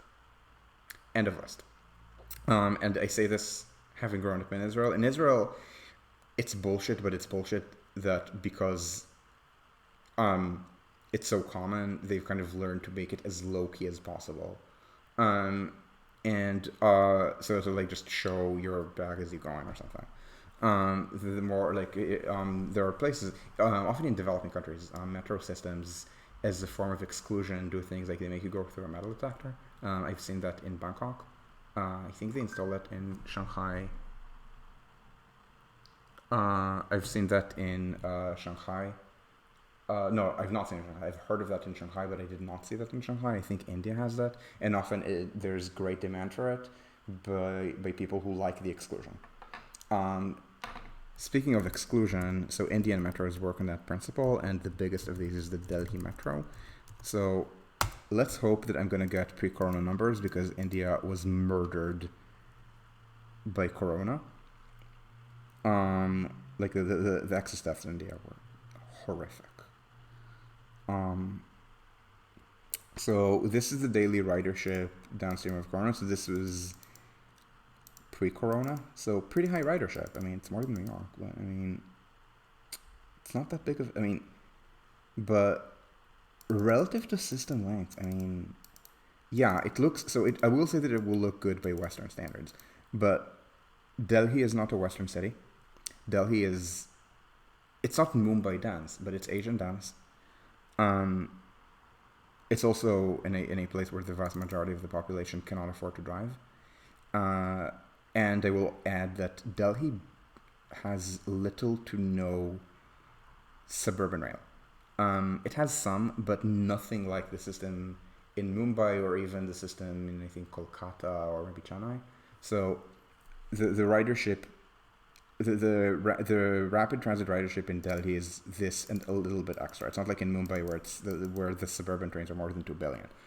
Um, they love the exclusion. Like, this is not a lot of people relative to. Remember, the population of Metro Delhi, not just the city but the suburbs, but the Delhi Metro enters the suburbs, is, I think, something like 25 million.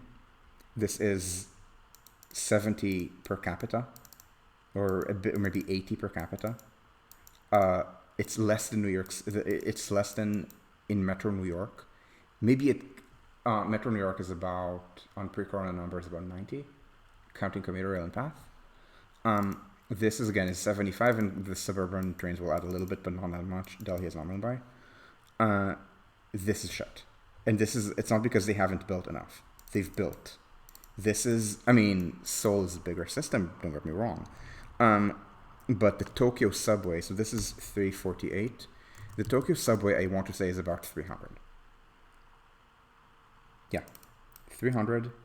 And the annual ridership, just before Corona, more than twice as much as in Delhi. And again, a smaller system in a metro area that is larger, but it's not that much larger.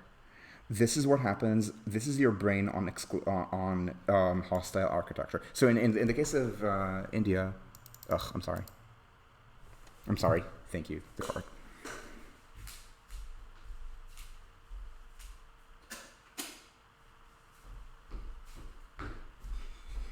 Yeah, I keep forgetting that even in June, even 11 days from solstice, I am not streaming at 6 anymore.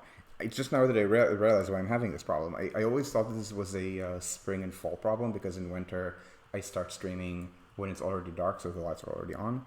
And in summer I finish streaming when it's still in the light, but I used to stream 6 o'clock and now I stream 7 o'clock. So the stream going up until 10 is something that sometimes happens. Which it didn't, except maybe my first time. But anyway, the point is that you should not do deliberate exclusion. This is really important, because when you do exclusion in your public spaces, yeah, I mean, you will, if you don't do exclusion, the sort of people who write for Bild will complain about homeless people.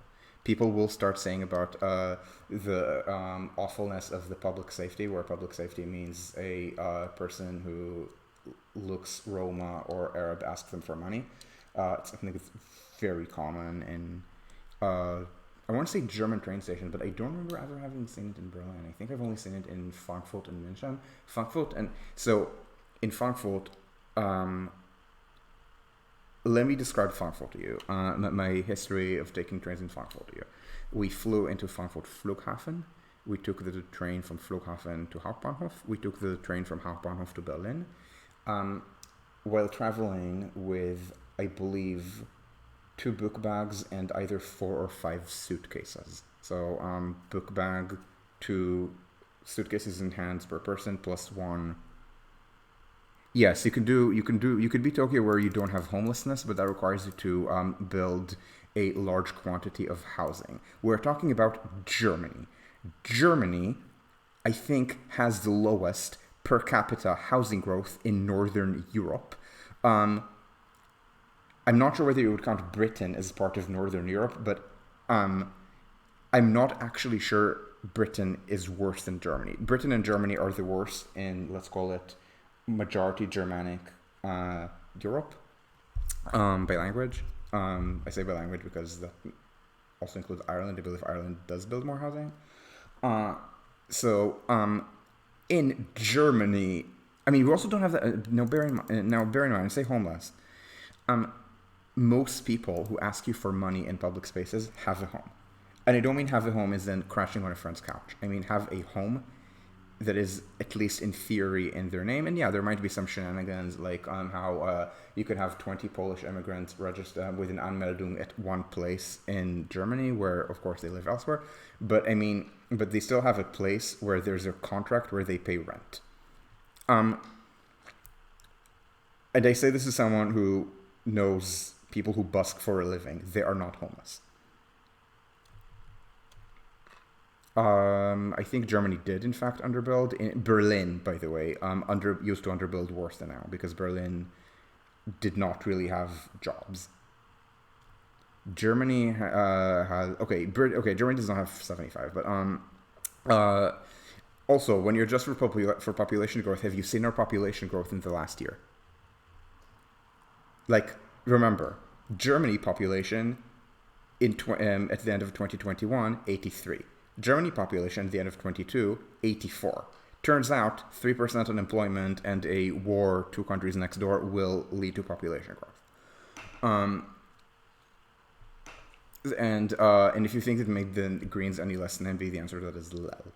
So the point is that the standards that you need, yeah, building more housing is nice, but it's not, again, it's mostly about homeless people. And then in Frankfurt, my point is that it had so much. It's sort of said Frankfurt. Frankfurt has so many, not so many. At Frankfurt, we had so much luggage that we didn't leave the train station.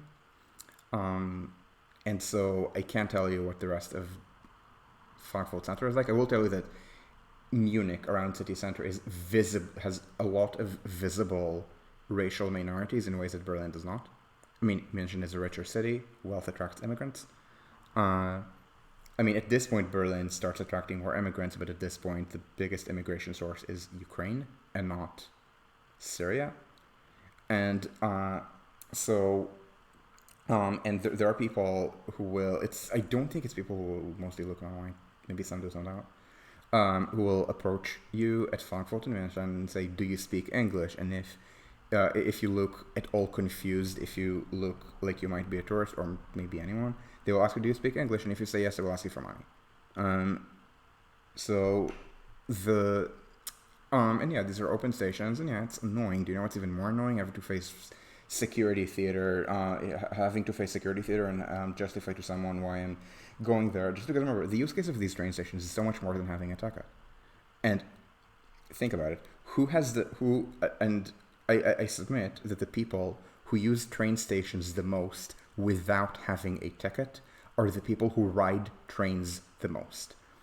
I use Ostbahnhof as a shopping center. So I go there because because in Germany it's okay to open stores on Sundays if you're at a train station or an airport. Any retail, any supermarket goods that I do not get in the next 2 hours, I need to go to a train station to get. This also means that I know the layout of the station, and so I might want to use it as a shortcut between two different places when I walk. In Israel, actually, it gets to so in Israel you must be ticketed to enter the station. It's part of bullshit security theater, which is one of Israel's biggest exports. The biggest export in Israel is medicaments, actually. It's generic drugs. I don't know the share now, but maybe 10 years ago, Teva, the generic drug maker, was 20% of Israeli exports. Same share that Nokia had in Finnish exports in the mid-2000s, so before smartphones. But bullshit security consultants are a big thing. So this is called the railway bridge. So you might be able to tell that this is not the nicest street to walk on. This is a street that is horrific to walk on. So this is actually a pretty good pedestrian connection between this neighborhood in Tel Aviv. I did not grow up here, but I have friends who did, several of them. I went to middle school here. It's called the New North. I guess they're mentioning it in its Hebrew name, Hatzafon HaChadash, but the neighborhood I lived in is translated as Old North, so it's divided by Evan Virol. And So if you're trying to go from this neighborhood, your normal middle class neighborhood, the small buildings are middle class, the skyscrapers are for very rich people, and you want to walk to the center of Ramat Gan, where this is kind of an extension of the Tel Aviv Central Business District, the Bus. This is actually a really good pedestrian connection to the point that, but you need to be at a train station to do this, to the point that they sell you a special pedestrian ticket at a discounted price that only lets you cross the bridge. This is terrible. This is stupid. They should understand that this is stupid and permit people to do this without paying for anything. Now, if for some reason they want to keep the closed station layout, which they shouldn't, it's stupid, what they should do is this should be opened up, this should be opened up, and then the ticketed area should be moved around here. So there's the bridge, and then if you want to centralize the location, you have this entire landside bridge, and then you do either this or a little bit of this. It's airside, and then you have the vertical circulation. But you want very open spaces because, you're annoying people, and you're annoying your own users, the people most likely to, because the people who are most likely to know how to use the train station as a shortcut are people who travel a lot. So you're screwing your own market by demanding train tickets. So this is, I think, how you make the train stations better as community spaces, and this does matter. So this is, I think, really important for decisions of where people will socialize. For retail and errand trips, they will co-locate. You want to encourage them to co-locate in transit accessible areas, which means encouraging more development near train stations, and making sure the shopping mall is on top of the train station instead of on top of nothing but parking. It means, off-peak frequency is really important. If you build an American-style commuter rail system, why the hell would anyone use that for non-work trips? It's not designed that way. Now, if you take that commuter rail system, even if it's designed mostly for people who left the city for even political reasons, but you actually run the trains all day at a good frequency, by which I mean the München S-Bahn, people will use it for other things. In stereotype, München is full of people of color and queers and immigrants and people who aren't but are still very cosmopolitan in attitude and all vote Green or SPD, and the suburbs are all full of people who hate these people and vote CSU. But I mean, I can show you Munich elections. Munich gets a left-wing majority, but it's not like everyone in Munich is votes that way. And it's not like there's a significant contingent of queers who vote CDU or CSU. There aren't, or minorities or racial minorities vote CDU or CSU. Until the Greens surged to be kind of like the second main left-wing, until the Greens surged maybe in the last 5 years to challenge SPD for dominance in the center left, SPD owned the Turkish vote. I think 2/3 of Turks in Germany voted SPD, and hefty minorities still voted Green or Die Linke. I imagine the Die Linke voters would be ethnic Kurds, not ethnic Turks, but if they're from Turkey, it's written, they're considered Turks by passport. So Munich still has people who vote right. Suburbs still have people who vote left. Yeah, we can stereotype them as straight fighters or white fighters. But it's not just people who hate being on a train. And so on the margin, people use this more because even a rather suburban 9-to-5 worker in downtown type system can be useful if there is frequency, if there are many urban stations, if there's fare integration, if they have good practices, and then what will happen? Oh yeah, it's outside the Yeah. So in Israel, remember the I don't remember Tel Aviv Center being as a place to ever go for retail. Yeah, there's retail there, but it's not a thing. Um, so it's just that there are ticket barriers and again security theater because Israel. So this is what you want to do to make the train station more welcoming. You need to make sure to have a thick enough system that those discretionary trips will be made on trains and buses. Um, you want to encourage things like stadiums, IKEA, the big box stores to locate in areas that are near train stations. Again, these will not locate usually in pure transit areas. Maybe they will in very exceptional circumstances like Madison Square Garden in New York. Uh, but the more typical example is, again, places like Zirkloitz or Spandau or Olympiastadion that are clearly accessible by both modes, on cars and trains. And again, remember, the reason is nobody moves where they move based on proximity to IKEA unless they work there. Yeah, people do move based on proximity to a social vibe.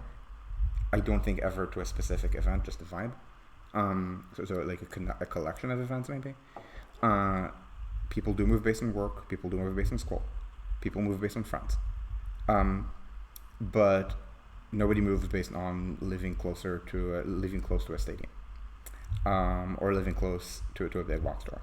So the big box store has to appeal to people who share nothing in common about how they travel except they need a mattress, or they like Rammstein, and of course not just Rammstein. They like Rammstein, Coldplay.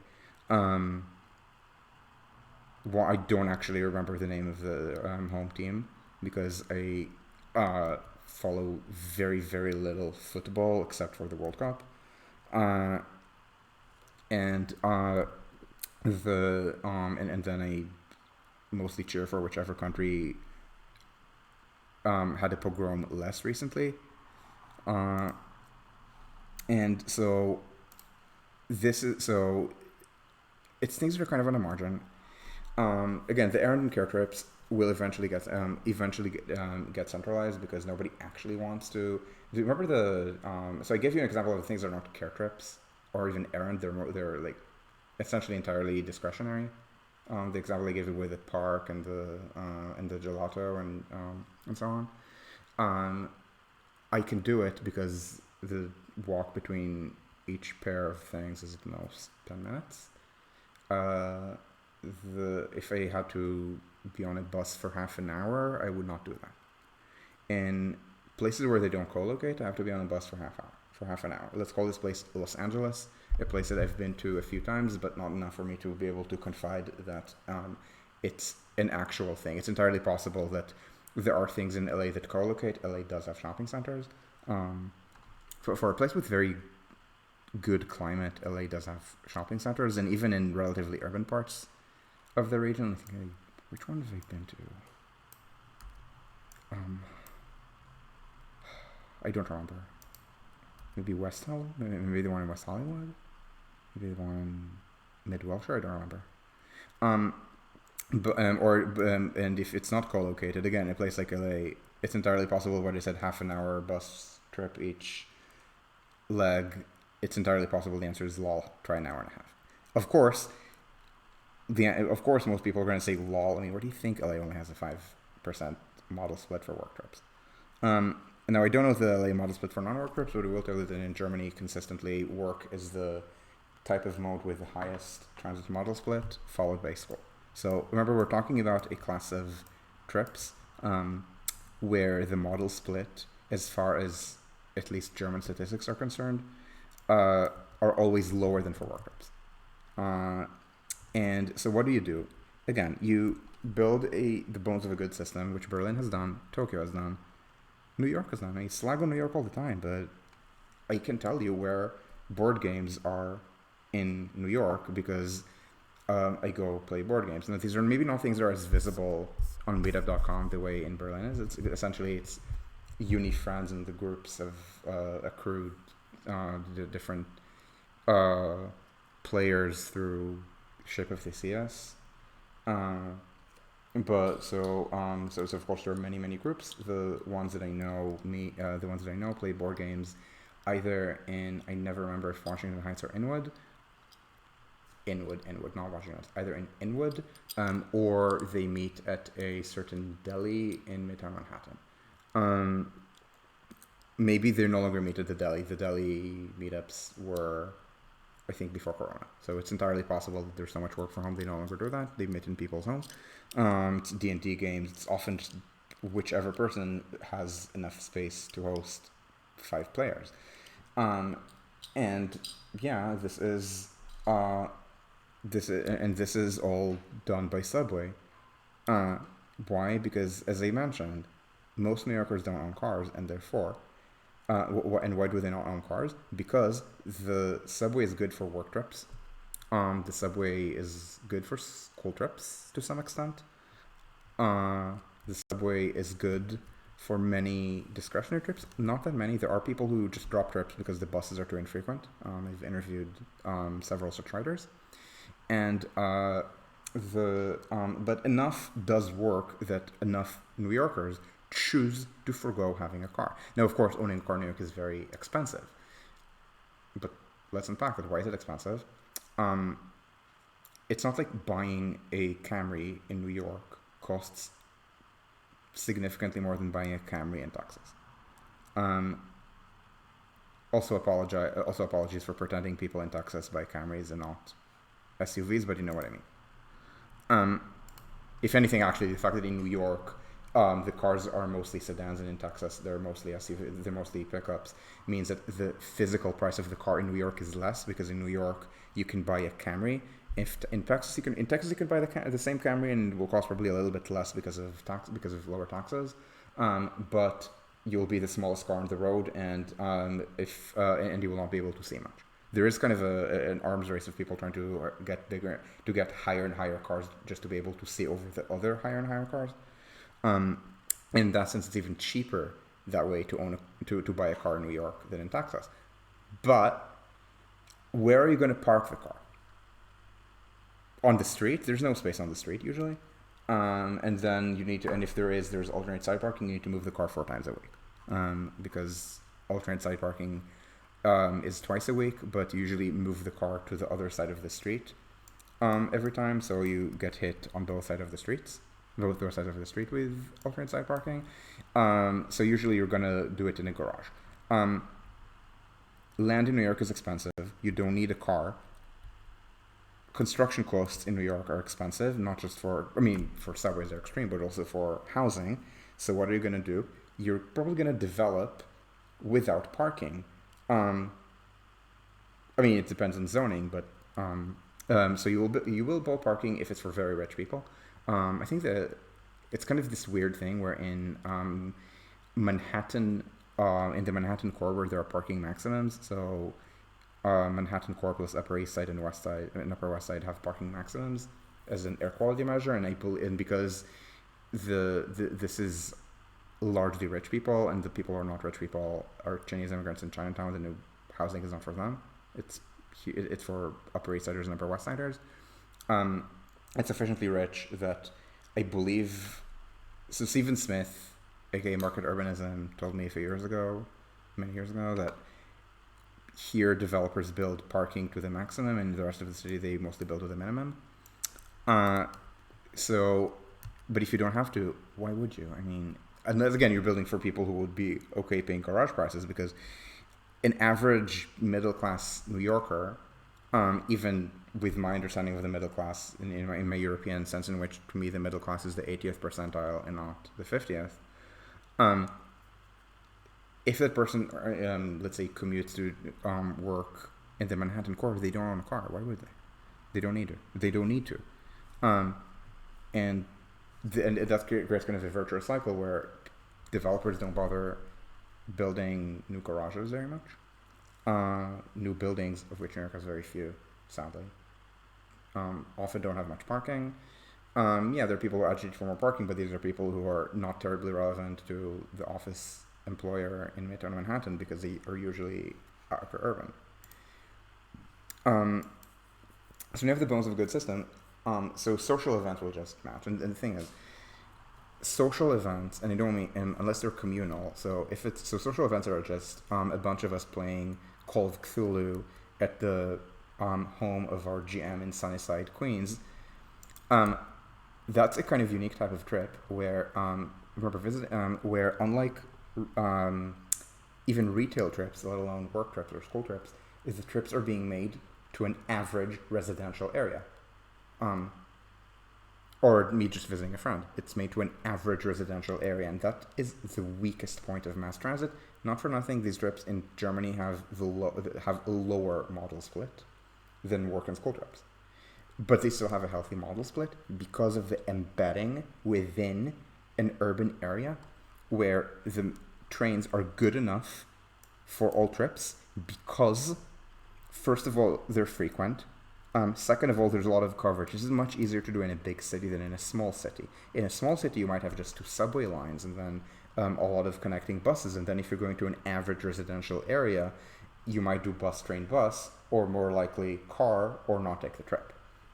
So this is something that's where where just the sheer size of the city matters. Again, and this is something you could do even in Berlin, which is by Asian standards not a large city.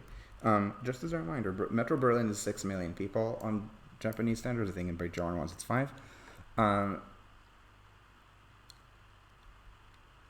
About half of Japan, about half of South Korea, in both cases I think it's a little more than half, almost half of Taiwan, definitionally all of Hong Kong, definitionally nobody in Singapore, although population growth rates will eventually make it everyone in Singapore, lives in metropolitan areas that are larger than this. This is the biggest single core metro area in Germany. I think number 3 in the EU. The EU goes Paris, Madrid, Berlin, because it's 12, 7, or 6.5 and 6. If you include Britain, then which doesn't want EU, or didn't want EU 7 years ago, it's 1, 2, 3, 4 single core. Multi-core, obviously, Rhine-Ruhr gets very big, Constance gets very big. And yeah, this is by Asian standards not very big, but enough.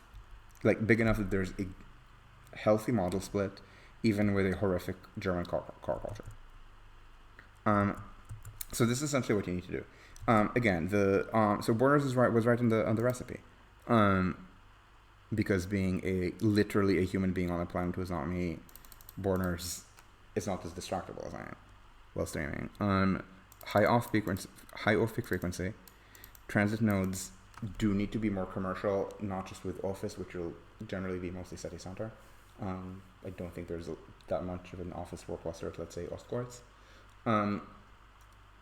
But shopping centers, just spaces, just parks, just maybe parks, parklets, where people can just sit. You want, you also want a non-hostile environment. In these public spaces, it's really important. Again, you can expect people to buy something if it's at the bar, not if it's a train station, because the cure is worse than the crime. Remember, most people who loiter at train stations are people who are familiar with these train stations because they travel a lot. So if you're harassing people, you're harassing your own customers. You're just harassing them when they're not being the customer. It's something that's, again, it's not as visible. I imagine it's visible to people who do long-term longitudinal kind of studies, or not even very long-term, like studies of people's behaviors, but certainly a journalist or someone who, certainly a journalist will not see this, and neither will someone who writes for Bild. Don't think is the same as a journalist. So this is also important. You want to make sure that the stadiums, and this is kind of annoying because often the stadiums, they're so big that they will try to extract concessions to locate somewhere, and they will try to even locate in a very spiteful place because, yeah, they might lose profits out of it, but they figure that they can that the city will lose so much that they can coerce the city to give them subsidies. Um, to make sure that it's in a place that's at least somewhat transit oriented. Um, and you want an overall healthy system. It's easier to do it in the city the size of Berlin than in the city the size of, I don't know, Dresden. It's of course much easier to do it in the city the size of Seoul or Tokyo or New York. And that's how these trips that don't really centralize to a specific location, or if they do, it's a location that will generally not be in city center, by which I mean Olympiastadion, go, and how to make sure that they're not just good public transit trips in the sense of model split, but also in the sense of people will make the trips. Remember, the alternative for these trips is not car; it's often no trip. It's been 3.5 hours, and I will take questions very briefly.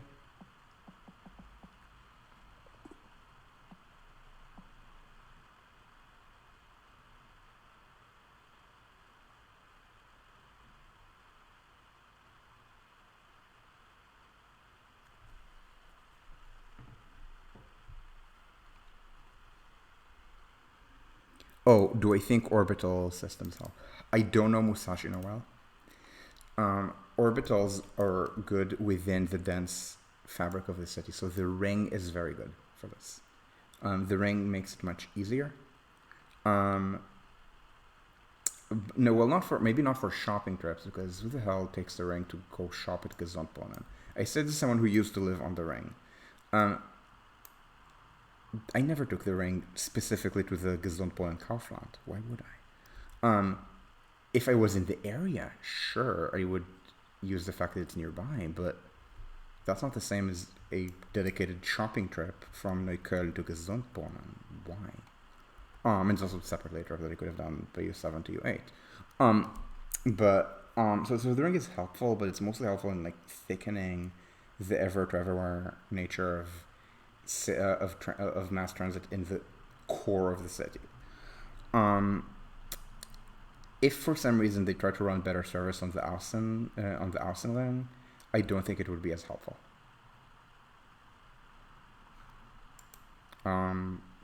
So again, I don't know how far. Maybe I don't know what the land use near the Musashi line is.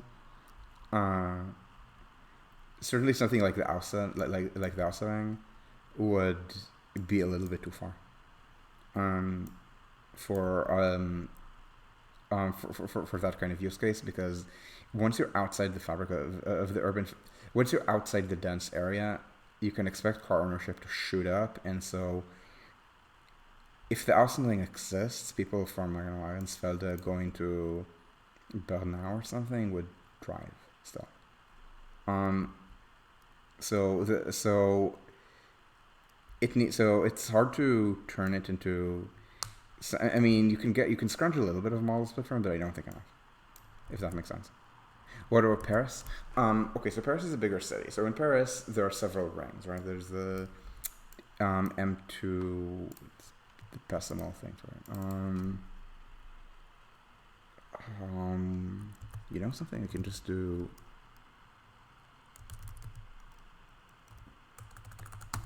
I can use the fact that Alexander actually made these maps. So you might know that Paris has multiple rings. I guess this is just the metro, and then there are. So this is metro. Around here, not at much longer radius. And it's not a complete ring. There's T3. These are really helpful, and there's like some sporadic things like T1, T2. These are really helpful. I imagine something a little bit farther out could be useful. The problem, but if it's really far out, I don't think it would be. I mean, even in Paris, there are people who drive. So once you go into the Couronne, it will help, but it's, I think, much more important to just encourage these events to locate in the city or very inner suburbs, like La Défense or something, than to try to do a Grande Couronne to Grande Couronne trip. Like these are trips that kind of live off of strong trips within the core, if that makes sense. Okay. Oh, yeah. Oh, right. Yeah. Yeah, okay, so I imagine that this would be useful for this, but again, I do not know Tokyo well enough to be able to tell you this. If that makes sense.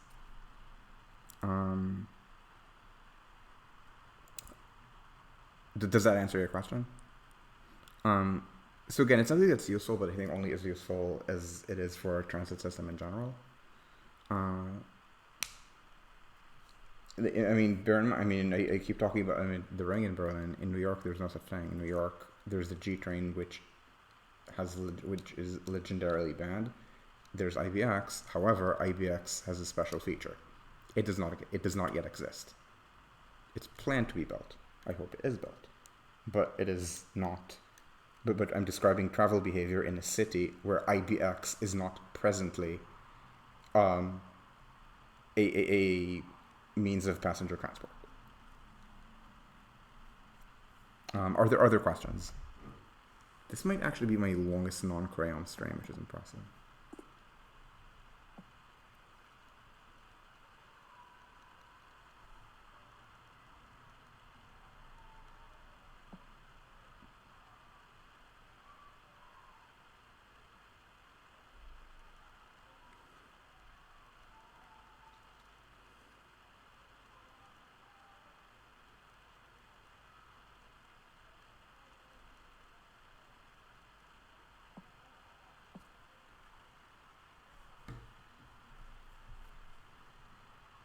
Okay, if there aren't any further questions, I will end.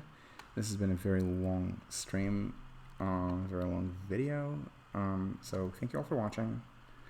I do not know whether I will stream on Tuesday, but if I don't, I don't like skipping 2 days in a row, so I will see you either in 3 days or in a week. Thank you all for watching, and ciao ciao.